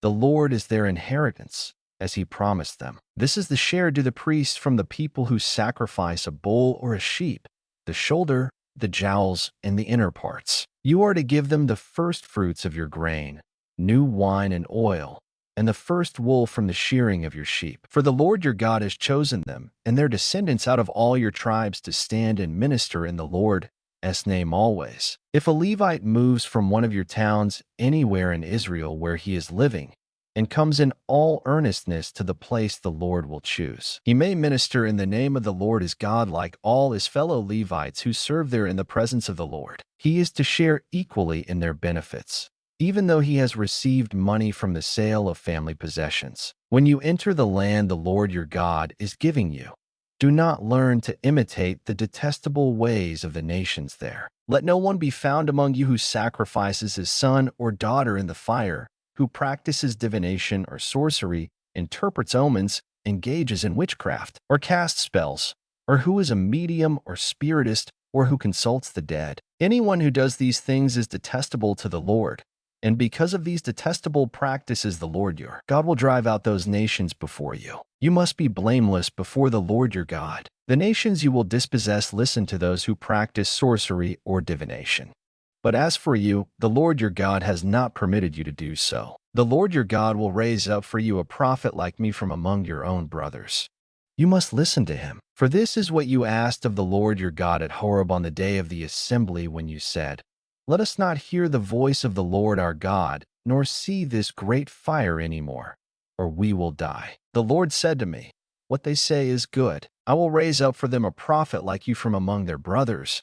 I will put my words in his mouth, and he will tell them everything I command him. If anyone does not listen to my words that the prophet speaks in my name, I myself will call him to account. But a prophet who presumes to speak in my name anything I have not commanded him to say, or a prophet who speaks in the name of other gods, must be put to death. You may say to yourselves, how can we know when a message has not been spoken by the Lord? If what a prophet proclaims in the name of the Lord does not take place or come true, that is a message the Lord has not spoken. That prophet has spoken presumptuously. Do not be afraid of him. When the Lord your God has destroyed the nations whose land he is giving you, and when you have driven them out and settled in their towns and houses, then set aside for yourselves 3 cities centrally located in the land the Lord your God is giving you to possess. Build roads to them and divide into 3 parts the land the Lord your God is giving you as an inheritance, so that anyone who kills a man may flee there. This is the rule concerning the man who kills another and flees there to save his life, one who kills his neighbor unintentionally, without malice aforethought. For instance, A man may go into the forest with his neighbor to cut wood, and as he swings his axe to fell a tree, the head may fly off and hit his neighbor and kill him.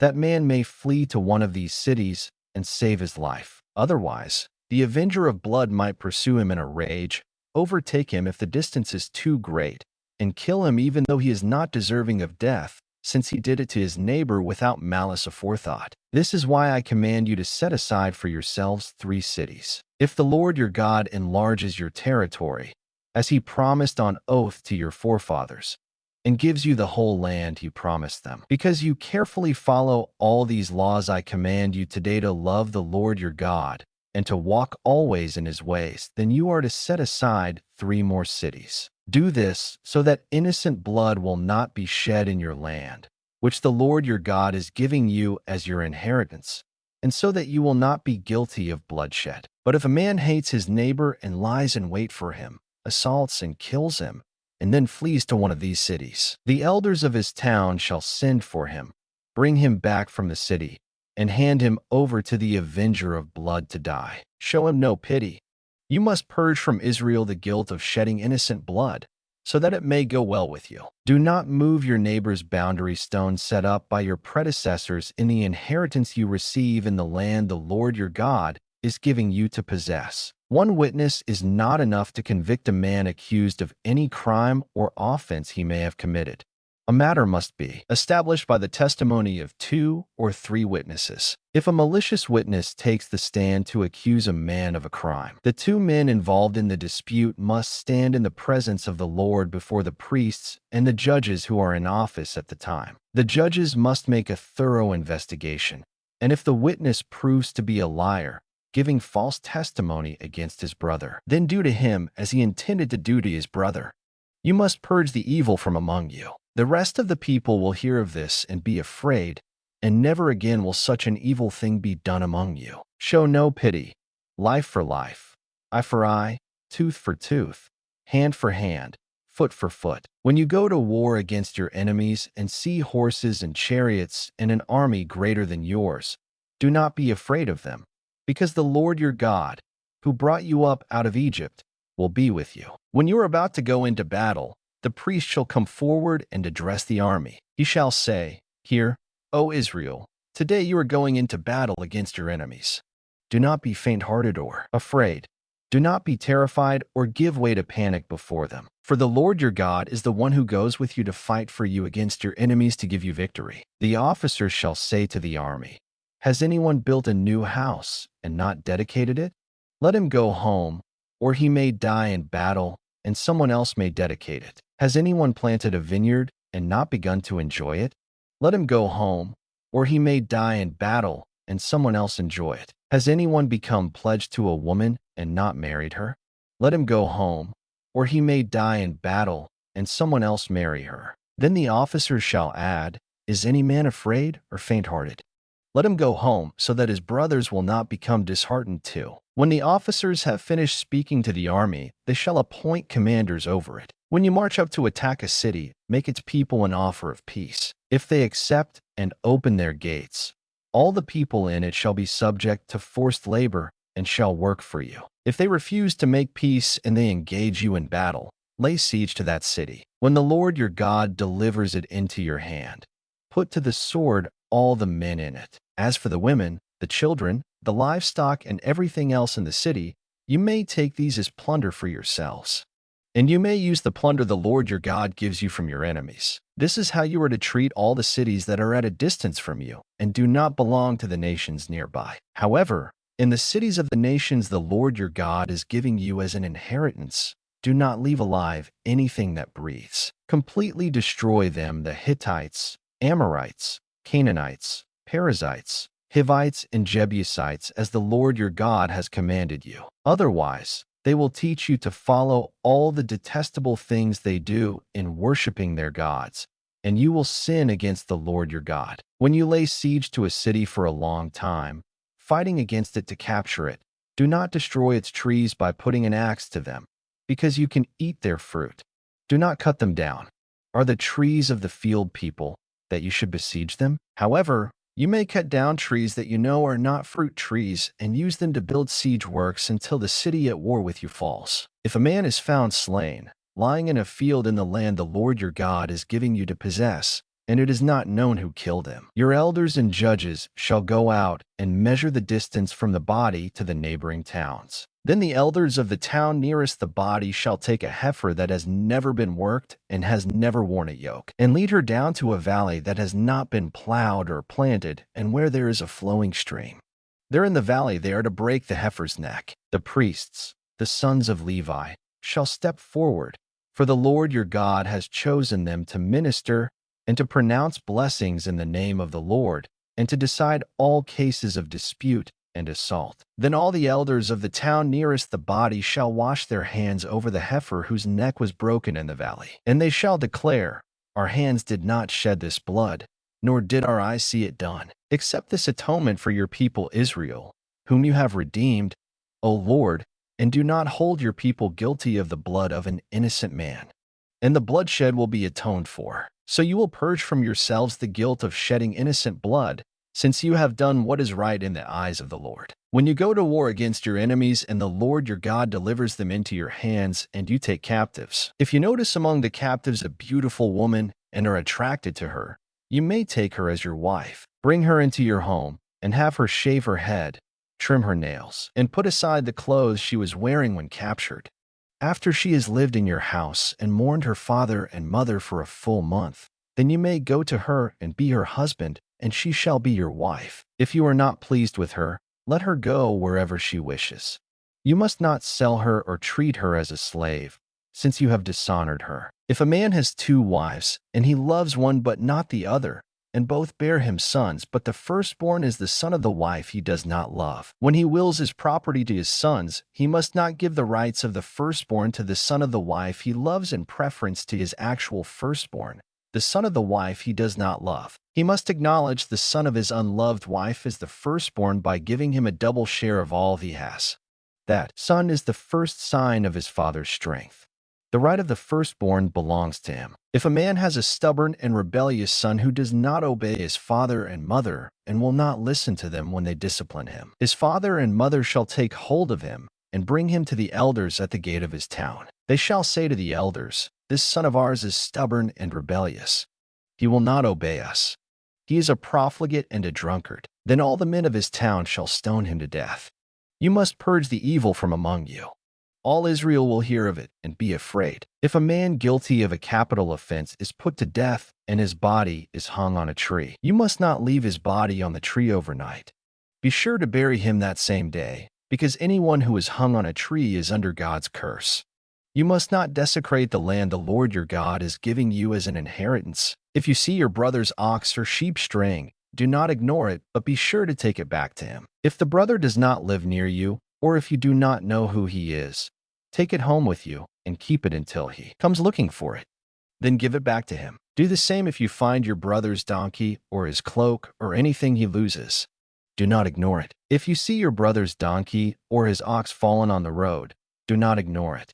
Help him get it to its feet. A woman must not wear men's clothing, nor a man wear women's clothing, for the Lord your God detests anyone who does this. If you come across a bird's nest beside the road, either in a tree or on the ground, and the mother is sitting on the young or on the eggs, do not take the mother with the young. You may take the young, but be sure to let the mother go, so that it may go well with you, and you may have a long life. When you build a new house, make a parapet around your roof, so that you may not bring the guilt of bloodshed on your house if someone falls from the roof. Do not plant two kinds of seed in your vineyard. If you do, not only the crops you plant, but also the fruit of the vineyard will be defiled. Do not plow with an ox and a donkey yoked together. Do not wear clothes of wool and linen woven together. Make tassels on the four corners of the cloak you wear. If a man takes a wife and, after lying with her, dislikes her, and slanders her and gives her a bad name, saying, I married this woman, but when I approached her,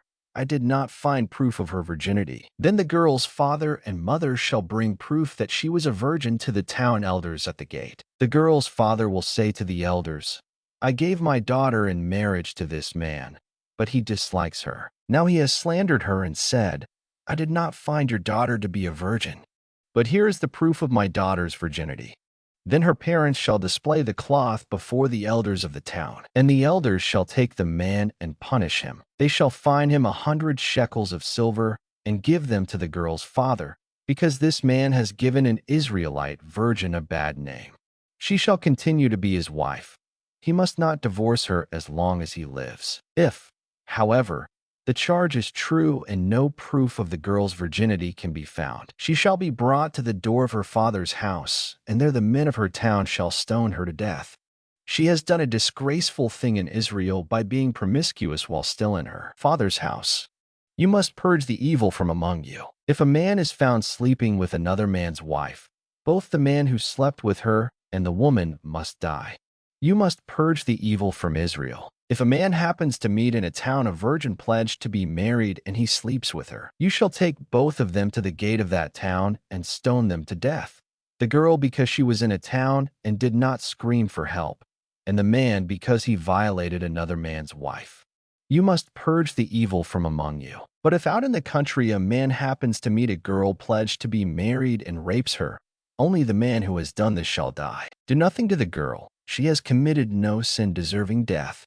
This case is like that of someone who attacks and murders his neighbor. For the man found the girl out in the country, and though the betrothed girl screamed, there was no one to rescue her. If a man happens to meet a virgin who is not pledged to be married and rapes her, and they are discovered, he shall pay the girl's father 50 shekels of silver. He must marry the girl, for he has violated her. He can never divorce her as long as he lives. A man is not to marry his father's wife. He must not dishonor his father's bed. No one who has been emasculated by crushing or cutting may enter the assembly of the Lord. No one born of a forbidden marriage, nor any of his descendants, may enter the assembly of the Lord, even down to the 10th generation. No Ammonite or Moabite or any of his descendants may enter the assembly of the Lord, even down to the 10th generation. For they did not come to meet you with bread and water on your way when you came out of Egypt. And they hired Balaam son of Beor from Pether and Aram Naharaim to pronounce a curse on you. However, the Lord your God would not listen to Balaam, but turned the curse into a blessing for you, because the Lord your God loves you. Do not seek a treaty of friendship with them as long as you live. Do not abhor an Edomite, for he is your brother. Do not abhor an Egyptian, because you lived as an alien in his country. The 3rd generation of children born to them may enter the assembly of the Lord. When you are encamped against your enemies, keep away from everything impure. If one of your men is unclean because of a nocturnal emission, he is to go outside the camp and stay there. But as evening approaches, he is to wash himself, and at sunset he may return to the camp. Designate a place outside the camp where you can go to relieve yourself. As part of your equipment, have something to dig with, and when you relieve yourself, dig a hole and cover up your excrement. For the Lord your God moves about in your camp to protect you and to deliver your enemies to you.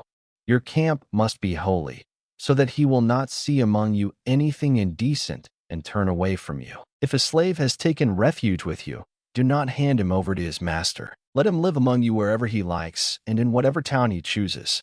Do not oppress him. No Israelite man or woman is to become a shrine prostitute. You must not bring the earnings of a female prostitute or of a male prostitute into the house of the Lord your God to pay any vow, because the Lord your God detests them both. Do not charge your brother interest, whether on money or food or anything else that may earn interest. You may charge a foreigner interest, but not a brother Israelite, so that the Lord your God may bless you in everything you put your hand to in the land you are entering to possess. If you make a vow to the Lord your God, do not be slow to pay it, for the Lord your God will certainly demand it of you, and you will be guilty of sin. But if you refrain from making a vow, you will not be guilty. Whatever your lips utter, you must be sure to do, because you made your vow freely to the Lord your God with your own mouth. If you enter your neighbor's vineyard, you may eat all the grapes you want, but do not put any in your basket. If you enter your neighbor's grain field, you may pick kernels with your hands,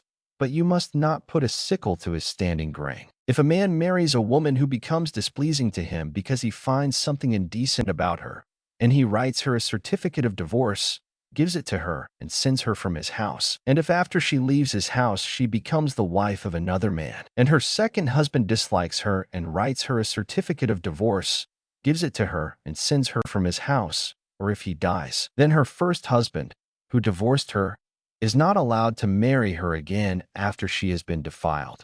That would be detestable in the eyes of the Lord.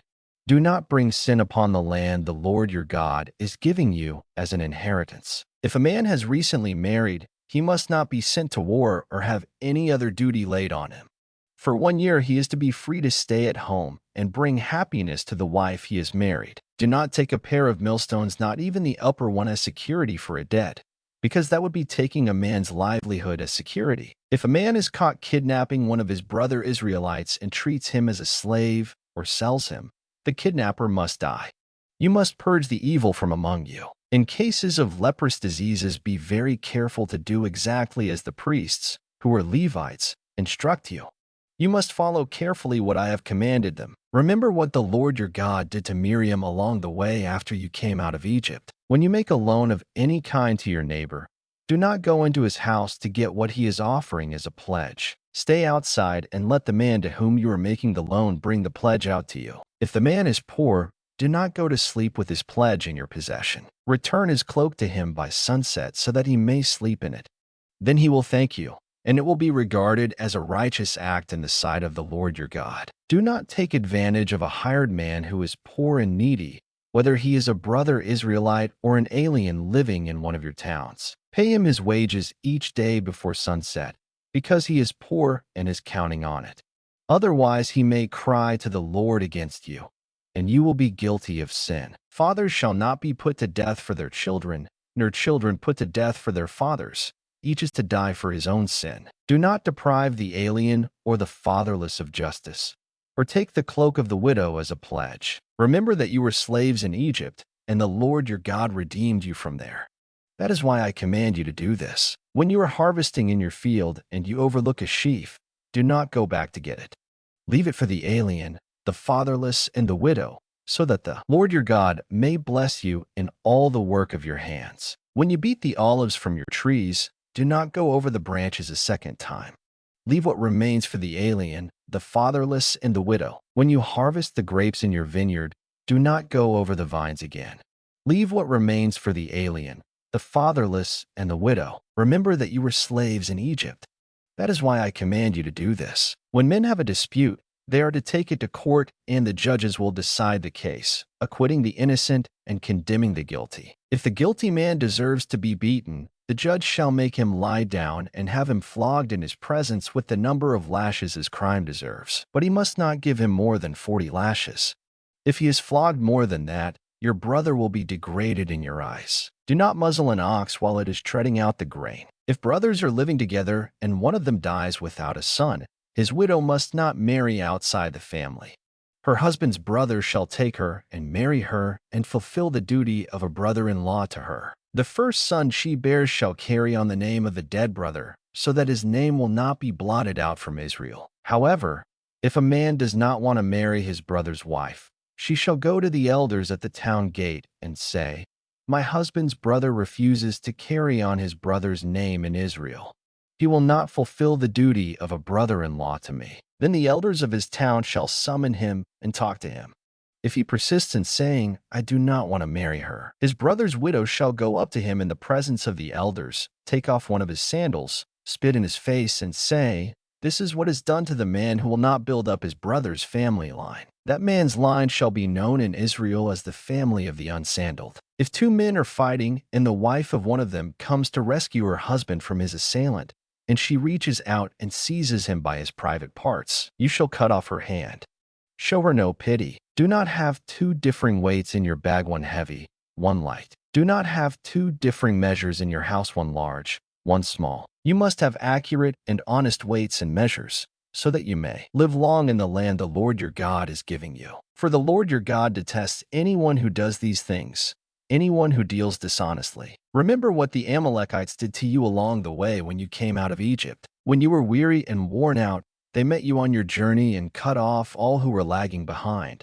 They had no fear of God. When the Lord your God gives you rest from all the enemies around you in the land he is giving you to possess as an inheritance, you shall blot out the memory of Amalek from under heaven.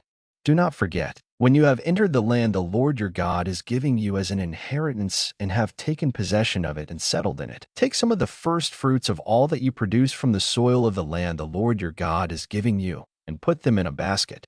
Then go to the place the Lord your God will choose as a dwelling for his name, and say to the priest in office at the time, I declare today to the Lord your God that I have come to the land the Lord swore to our forefathers to give us. The priest shall take the basket from your hands and set it down in front of the altar of the Lord your God. Then you shall declare before the Lord your God, my father was a wandering Aramean, and he went down into Egypt with a few people and lived there, and became a great nation, powerful and numerous. But the Egyptians mistreated us and made us suffer, putting us to hard labor. Then we cried out to the Lord, the God of our fathers, and the Lord heard our voice and saw our misery, toil, and oppression. So the Lord brought us out of Egypt with a mighty hand and an outstretched arm, with great terror and with miraculous signs and wonders. He brought us to this place and gave us this land, a land flowing with milk and honey. And now I bring the first fruits of the soil that you, O Lord, have given me.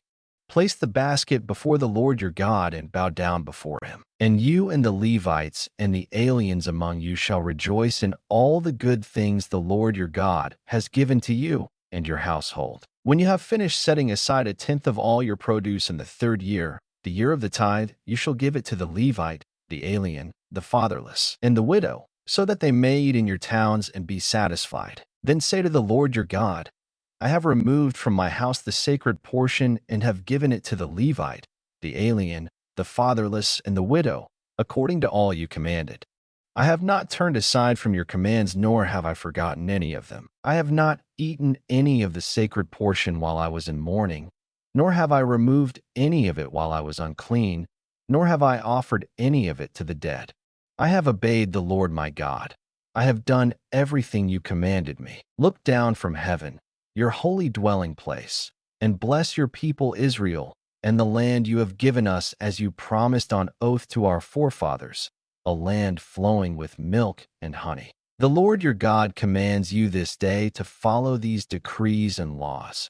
Carefully observe them with all your heart and with all your soul. You have declared this day that the Lord is your God, and that you will walk in his ways, that you will keep his decrees, commands, and laws, and that you will obey him. And the Lord has declared this day that you are his people, his treasured possession as he promised, and that you are to keep all his commands. He has declared that he will set you in praise, fame, and honor high above all the nations he has made, and that you will be a people holy to the Lord your God, as he promised. Moses and the elders of Israel commanded the people, keep all these commands that I give you today. When you have crossed the Jordan into the land the Lord your God is giving you, set up some large stones and coat them with plaster. Write on them all the words of this law when you have crossed over to enter the land the Lord your God is giving you, a land flowing with milk and honey, just as the Lord, the God of your fathers, promised you. And when you have crossed the Jordan, set up these stones on Mount Ebal, as I command you today, and coat them with plaster. Build there an altar to the Lord your God, an altar of stones. Do not use any iron tool upon them. Build the altar of the Lord your God with field stones and offer burnt offerings on it to the Lord your God. Sacrifice fellowship offerings there, eating them and rejoicing in the presence of the Lord your God. And you shall write very clearly all the words of this law on these stones you have set up. Then Moses and the priests, who are Levites, said to all Israel, Be silent, O Israel, and listen. You have now become the people of the Lord your God. Obey the Lord your God and follow his commands and decrees that I give you today. On the same day Moses commanded the people, When you have crossed the Jordan, these tribes shall stand on Mount Gerizim to bless the people: Simeon, Levi, Judah, Issachar, Joseph, and Benjamin. And these tribes shall stand on Mount Ebal to pronounce curses: Reuben, Gad, Asher, Zebulun, Dan, and Naphtali. The Levites shall recite to all the people of Israel in a loud voice, Cursed is the man who carves an image or casts an idol, a thing detestable to the Lord, the work of the craftsman's hands, and sets it up in secret. Then all the people shall say, Amen. Cursed is the man who dishonors his father or his mother. Then all the people shall say, Amen. Cursed is the man who moves his neighbor's boundary stone. Then all the people shall say, Amen. Cursed is the man who leads the blind astray on the road. Then all the people shall say, Amen. Cursed is the man who withholds justice from the alien, the fatherless, or the widow. Then all the people shall say, Amen. Cursed is the man who sleeps with his father's wife, for he dishonors his father's bed. Then all the people shall say, Amen. Cursed is the man who has sexual relations with any animal. Then all the people shall say, Amen. Cursed is the man who sleeps with his sister, the daughter of his father or the daughter of his mother. Then all the people shall say, Amen. Cursed is the man who sleeps with his mother-in-law. Then all the people shall say, Amen. Cursed is the man who kills his neighbor secretly. Then all the people shall say, Amen. Cursed is the man who accepts a bribe to kill an innocent person. Then all the people shall say, Amen. Cursed is the man who does not uphold the words of this law by carrying them out. Then all the people shall say, Amen. If you fully obey the Lord your God and carefully follow all his commands I give you today, the Lord your God will set you high above all the nations on earth. All these blessings will come upon you and accompany you if you obey the Lord your God. You will be blessed in the city and blessed in the country. The fruit of your womb will be blessed, and the crops of your land, and the young of your livestock, the calves of your herds, and the lambs of your flocks. Your basket and your kneading trough will be blessed. You will be blessed when you come in and blessed when you go out. The Lord will grant that the enemies who rise up against you will be defeated before you. They will come at you from one direction, but flee from you in seven. The Lord will send a blessing on your barns and on everything you put your hand to. The Lord your God will bless you in the land he is giving you. The Lord will establish you as his holy people, as he promised you on oath, if you keep the commands of the Lord your God and walk in his ways. Then all the peoples on earth will see that you are called by the name of the Lord, and they will fear you. The Lord will grant you abundant prosperity in the fruit of your womb, the young of your livestock, and the crops of your ground in the land he swore to your forefathers to give you. The Lord will open the heavens, the storehouse of his bounty, to send rain on your land in season and to bless all the work of your hands. You will lend to many nations, but will borrow from none. The Lord will make you the head, not the tail. If you pay attention to the commands of the Lord your God that I give you this day and carefully follow them, you will always be at the top, never at the bottom. Do not turn aside from any of the commands I give you today, to the right or to the left, following other gods and serving them. However, if you do not obey the Lord your God and do not carefully follow all his commands and decrees I am giving you today, all these curses will come upon you and overtake you. You will be cursed in the city and cursed in the country. Your basket and your kneading trough will be cursed. The fruit of your womb will be cursed, and the crops of your land, and the calves of your herds, and the lambs of your flocks. You will be cursed when you come in and cursed when you go out. The Lord will send on you curses, confusion, and rebuke in everything you put your hand to, until you are destroyed and come to sudden ruin because of the evil you have done in forsaking him. The Lord will plague you with diseases until he has destroyed you from the land you are entering to possess. The Lord will strike you with wasting disease, with fever and inflammation, with scorching heat and drought, with blight and mildew, which will plague you until you perish. The sky over your head will be bronze, the ground beneath you iron. The Lord will turn the rain of your country into dust and powder. It will come down from the skies until you are destroyed. The Lord will cause you to be defeated before your enemies. You will come at them from one direction, but flee from them in seven, and you will become a thing of horror to all the kingdoms on earth. Your carcasses will be food for all the birds of the air and the beasts of the earth, and there will be no one to frighten them away. The Lord will afflict you with the boils of Egypt and with tumors, festering sores, and the itch, from which you cannot be cured. The Lord will afflict you with madness, blindness, and confusion of mind. At midday you will grope about like a blind man in the dark. You will be unsuccessful in everything you do. Day after day you will be oppressed and robbed, with no one to rescue you. You will be pledged to be married to a woman, but another will take her and ravish her. You will build a house, but you will not live in it. You will plant a vineyard, but you will not even begin to enjoy its fruit. Your ox will be slaughtered before your eyes, but you will eat none of it. Your donkey will be forcibly taken from you and will not be returned. Your sheep will be given to your enemies, and no one will rescue them. Your sons and daughters will be given to another nation, and you will wear out your eyes watching for them day after day, powerless to lift a hand. A people that you do not know will eat what your land and labor produce, and you will have nothing but cruel oppression all your days. The sights you see will drive you mad. The Lord will afflict your knees and legs with painful boils that cannot be cured, spreading from the soles of your feet to the top of your head. The Lord will drive you, and the king you set over you, to a nation unknown to you or your fathers. There you will worship other gods, gods of wood and stone. You will become a thing of horror and an object of scorn and ridicule to all the nations where the Lord will drive you. You will sow much seed in the field, but you will harvest little, because locusts will devour it. You will plant vineyards and cultivate them, but you will not drink the wine or gather the grapes, because worms will eat them. You will have olive trees throughout your country, but you will not use the oil, because the olives will drop off. You will have sons and daughters, but you will not keep them, because they will go into captivity. Swarms of locusts will take over all your trees and the crops of your land. The alien who lives among you will rise above you higher and higher, but you will sink lower and lower. He will lend to you, but you will not lend to him. He will be the head, but you will be the tail. All these curses will come upon you.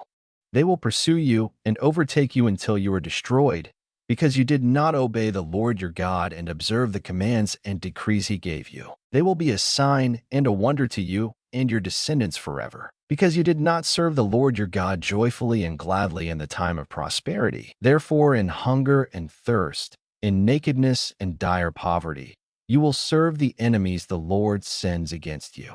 He will put an iron yoke on your neck until he has destroyed you. The Lord will bring a nation against you from far away, from the ends of the earth, like an eagle swooping down, a nation whose language you will not understand, a fierce-looking nation without respect for the old or pity for the young. They will devour the young of your livestock and the crops of your land until you are destroyed. They will leave you no grain, new wine or oil, nor any calves of your herds or lambs of your flocks until you are ruined. They will lay siege to all the cities throughout your land until the high fortified walls in which you trust fall down. They will besiege all the cities throughout the land the Lord your God is giving you. Because of the suffering that your enemy will inflict on you during the siege, you will eat the fruit of the womb, the flesh of the sons and daughters the Lord your God is giving you. Even the most gentle and sensitive man among you will have no compassion on his own brother or the wife he loves or his surviving children, and he will not give to one of them any of the flesh of his children that he is eating. It will be all he is left because of the suffering your enemy will inflict on you during the siege of all your cities. The most gentle and sensitive woman among you, so sensitive and gentle that she would not venture to touch the ground with the sole of her foot, will begrudge the husband she loves and her own son or daughter, the afterbirth from her womb, and the children she bears. For she intends to eat them secretly during the siege and in the distress that your enemy will inflict on you in your cities. If you do not carefully follow all the words of this law, which are written in this book, and do not revere this glorious and awesome name, the Lord your God, the Lord will send fearful plagues on you and your descendants, harsh and prolonged disasters, and severe and lingering illnesses. He will bring upon you all the diseases of Egypt that you dreaded, and they will cling to you. The Lord will also bring on you every kind of sickness and disaster not recorded in this book of the law, until you are destroyed. You who were as numerous as the stars in the sky will be left but few in number, because you did not obey the Lord your God. Just as it pleased the Lord to make you prosper and increase in number, so it will please him to ruin and destroy you. You will be uprooted from the land you are entering to possess. Then the Lord will scatter you among all nations, from one end of the earth to the other. There you will worship other gods, gods of wood and stone, which neither you nor your fathers have known. Among those nations you will find no repose, no resting place for the sole of your foot. There the Lord will give you an anxious mind, eyes weary with longing, and a despairing heart. You will live in constant suspense, filled with dread both night and day, never sure of your life. In the morning you will say, if only it were evening, and in the evening, if only it were morning, because of the terror that will fill your hearts and the sights that your eyes will see. The Lord will send you back in ships to Egypt on a journey I said you should never make again.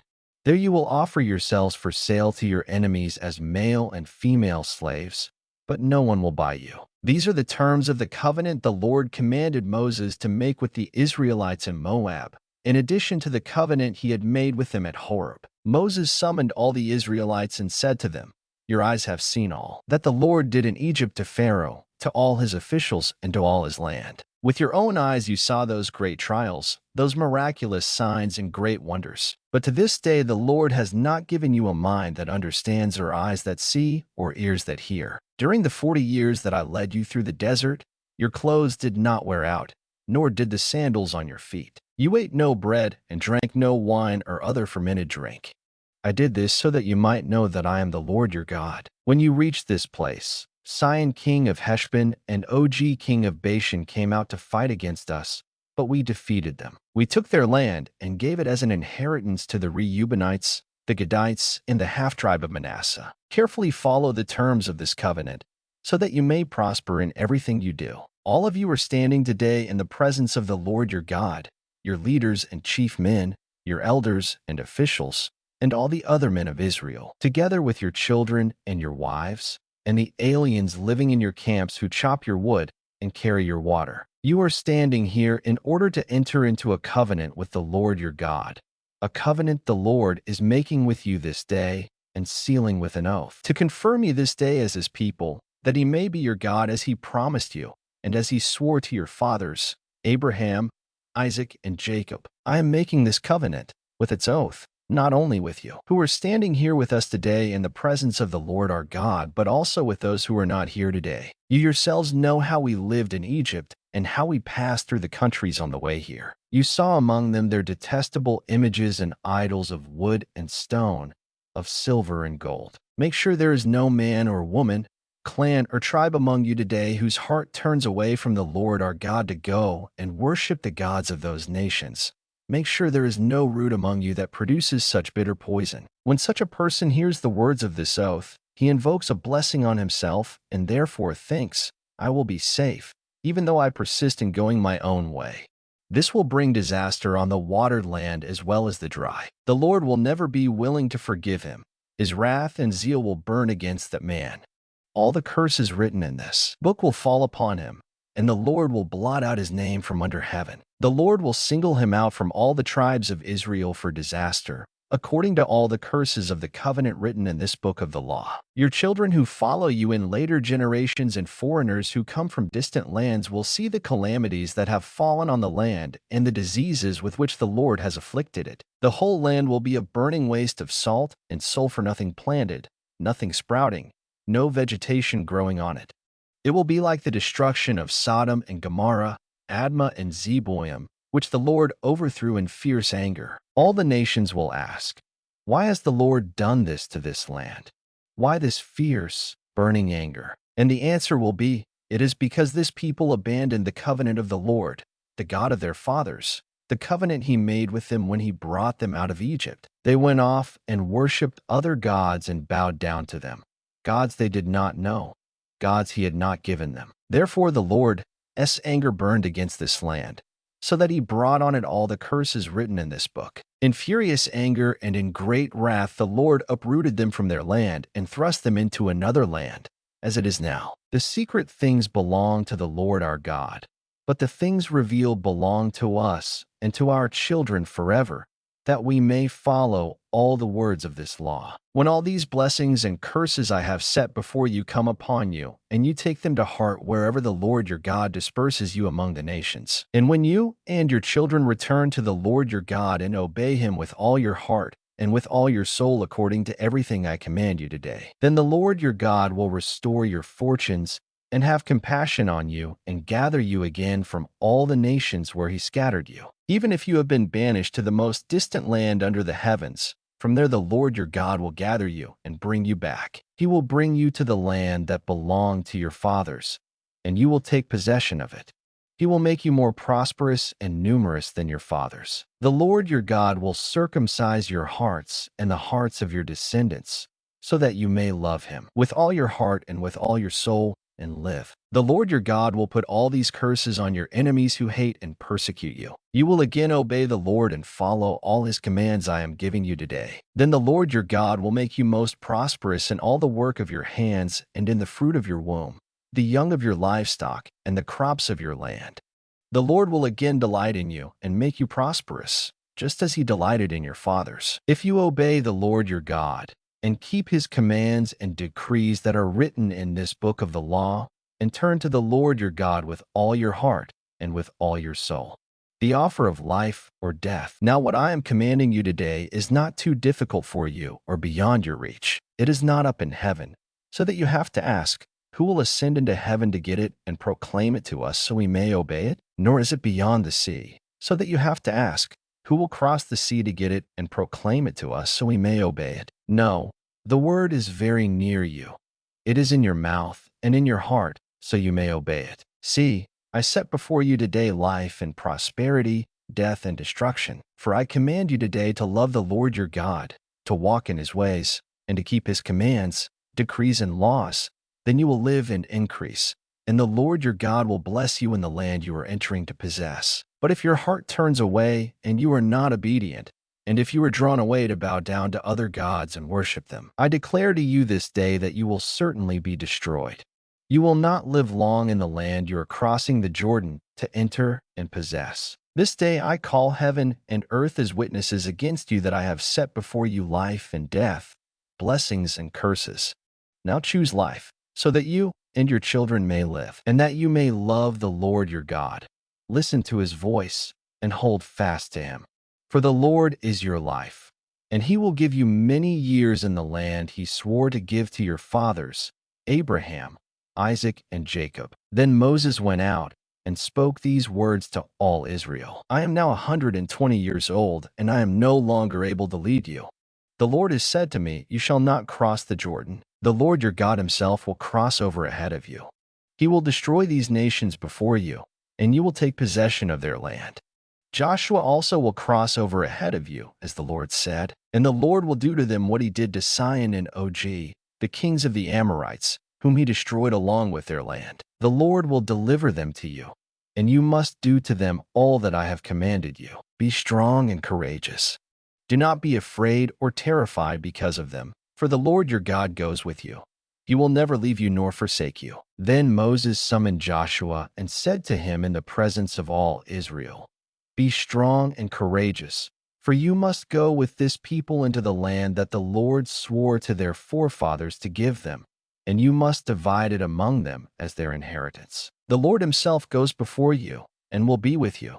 He will never leave you nor forsake you. Do not be afraid. Do not be discouraged. So Moses wrote down this law and gave it to the priests, the sons of Levi, who carried the ark of the covenant of the Lord, and to all the elders of Israel. Then Moses commanded them, at the end of every 7 years, in the year for canceling debts, during the Feast of Tabernacles, when all Israel comes to appear before the Lord your God at the place he will choose, you shall read this law before them in their hearing. Assemble the people, men, women, and children, and the aliens living in your towns, so they can listen and learn to fear the Lord your God and follow carefully all the words of this law. Their children, who do not know this law, must hear it and learn to fear the Lord your God as long as you live in the land you are crossing the Jordan to possess. The Lord said to Moses, now the day of your death is near.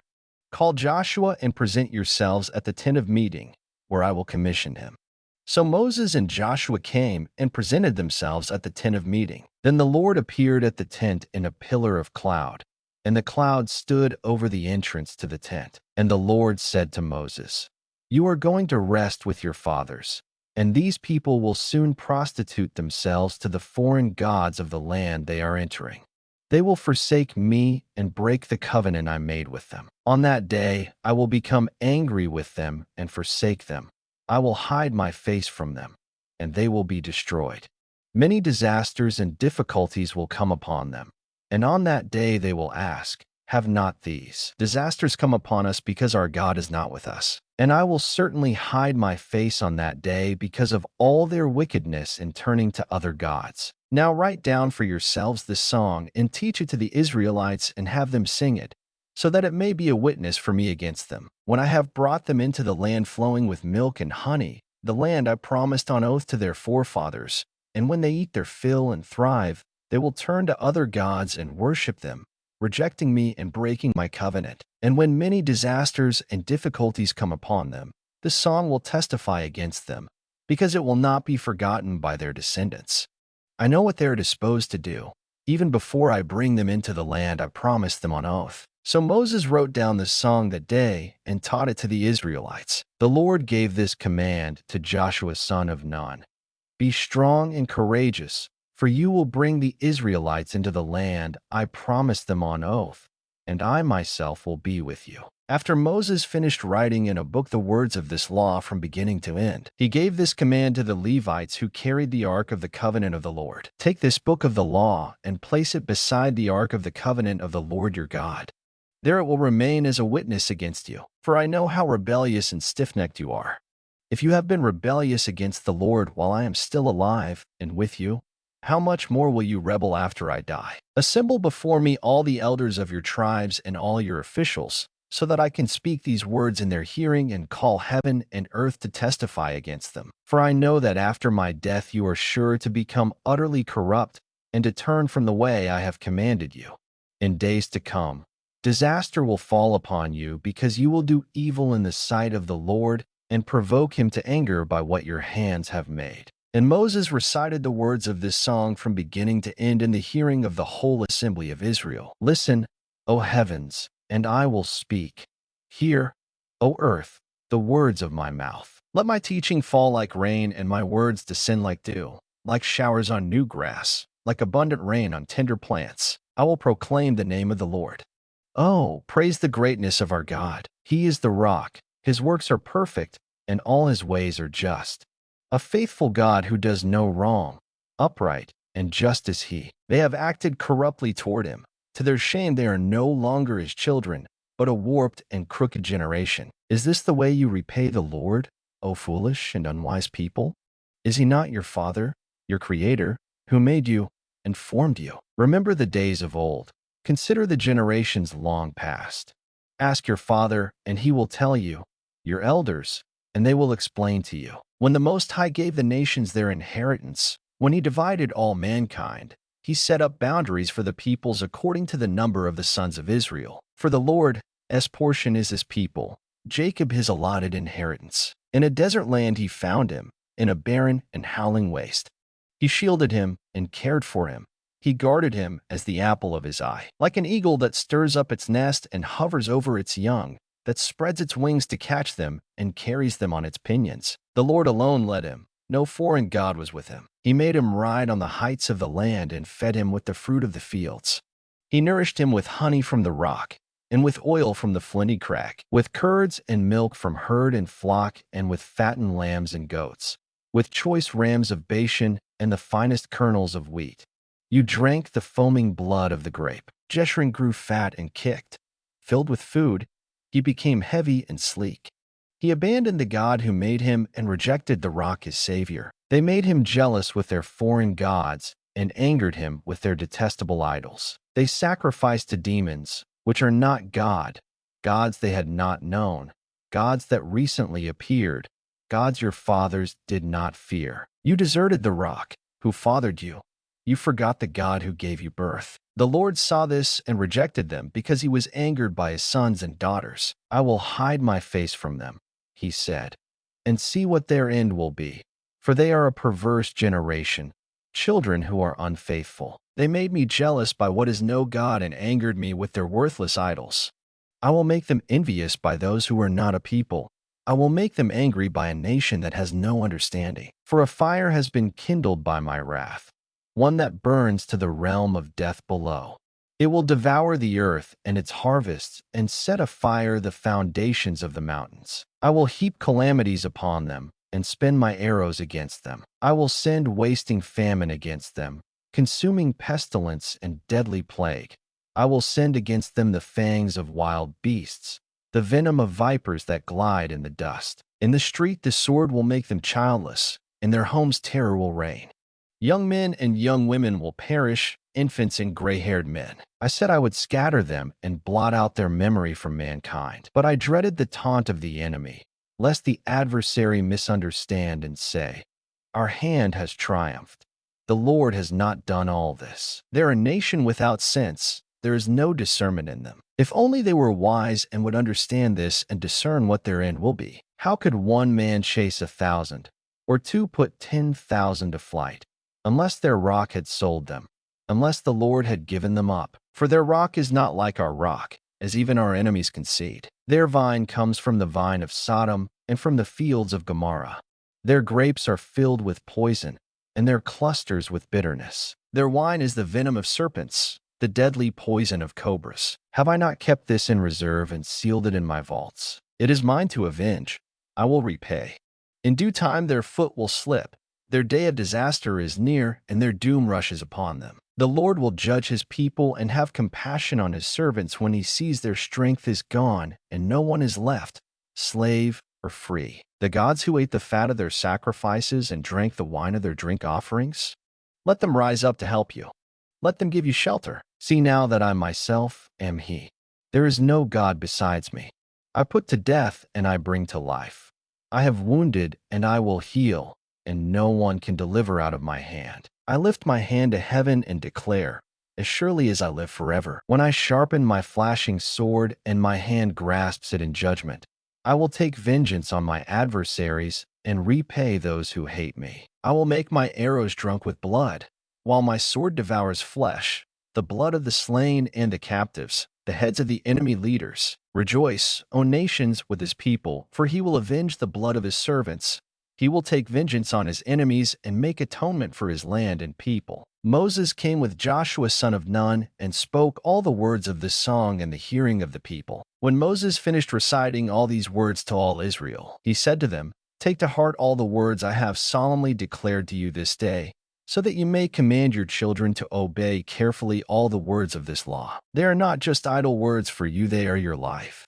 By them you will live long in the land you are crossing the Jordan to possess." On that same day the Lord told Moses, "Go up into the Abiram range to Mount Nebo in Moab, across from Jericho, and view Canaan, the land I am giving the Israelites as their own possession. There on the mountain that you have climbed you will die and be gathered to your people, just as your brother Aaron died on Mount Hor and was gathered to his people. This is because both of you broke faith with me in the presence of the Israelites at the waters of Meribah Kadesh in the desert of Zin, and because you did not uphold my holiness among the Israelites. Therefore, you will see the land only from a distance. You will not enter the land I am giving to the people of Israel." This is the blessing that Moses the man of God pronounced on the Israelites before his death. He said, "The Lord came from Sinai and dawned over them from Seir. He shone forth from Mount Paran. He came with myriads of holy ones from the south, from his mountain slopes. Surely it is you who love the people. All the holy ones are in your hand.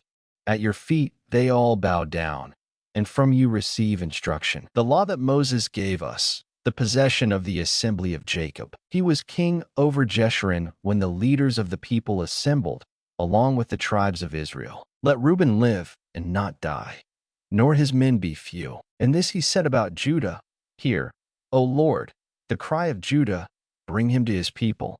With his own hands he defends his cause. Oh, be his help against his foes." About Levi he said, "Your Thummim and Urim belong to the man you favored. You tested him at Massa.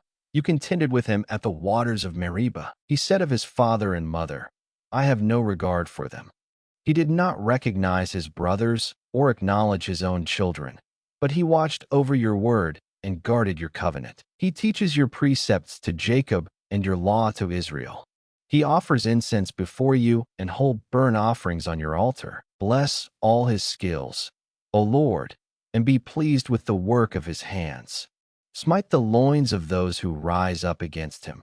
Strike his foes till they rise no more. About Benjamin he said, "Let the beloved of the Lord rest secure in him, for he shields him all day long, and the one the Lord loves rests between his shoulders." About Joseph he said, "May the Lord bless his land with the precious dew from heaven above, and with the deep waters that lie below. With the best the sun brings forth, and the finest the moon can yield. With the choicest gifts of the ancient mountains, and the fruitfulness of the everlasting hills. With the best gifts of the earth, and its fullness, and the favor of him who dwelt in the burning bush. Let all these rest on the head of Joseph, on the brow of the prince among his brothers. In majesty he is like a firstborn bull. His horns are the horns of a wild ox. With them he will gore the nations, even those at the ends of the earth. Such are the 10,000s of Ephraim.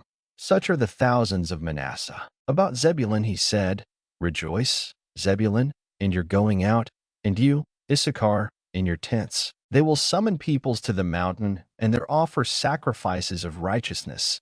They will feast on the abundance of the seas, on the treasures hidden in the sand. About Gad he said, Blessed is he who enlarges Gad's domain. Gad lives there like a lion, tearing at arm or head. He chose the best land for himself. The leader's portion was kept for him.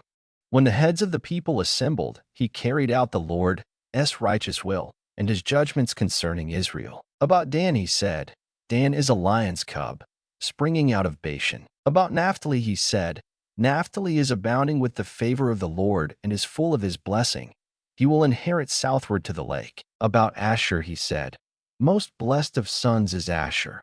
Let him be favored by his brothers, and let him bathe his feet in oil. The bolts of your gates will be iron and bronze, and your strength will equal your days. There is no one like the God of Jeshurun, who rides on the heavens to help you and on the clouds in his majesty. The eternal God is your refuge, and underneath are the everlasting arms. He will drive out your enemy before you, saying, Destroy him. So Israel will live in safety alone. Jacob's spring is secure in a land of grain and new wine, where the heavens drop dew. Blessed are you, O Israel, who is like you, a people saved by the Lord. He is your shield and helper and your glorious sword. Your enemies will cower before you, and you will trample down their high places. Then Moses climbed Mount Nebo from the plains of Moab to the top of Pisgah, across from Jericho. There the Lord showed him the whole land from Gilead to Dan, all of Naphtali, the territory of Ephraim and Manasseh, all the land of Judah as far as the western sea, the Negev and the whole region from the valley of Jericho, the city of palms, as far as Zor. Then the Lord said to him, This is the land I promised on oath to Abraham, Isaac, and Jacob when I said, I will give it to your descendants.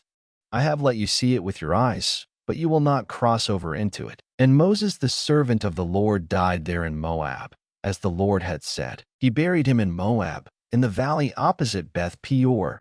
But to this day no one knows where his grave is. Moses was 120 years old when he died, yet his eyes were not weak nor his strength gone. The Israelites grieved for Moses in the plains of Moab 30 days, until the time of weeping and mourning was over. Now Joshua son of Nun was filled with the spirit of wisdom because Moses had laid his hands on him.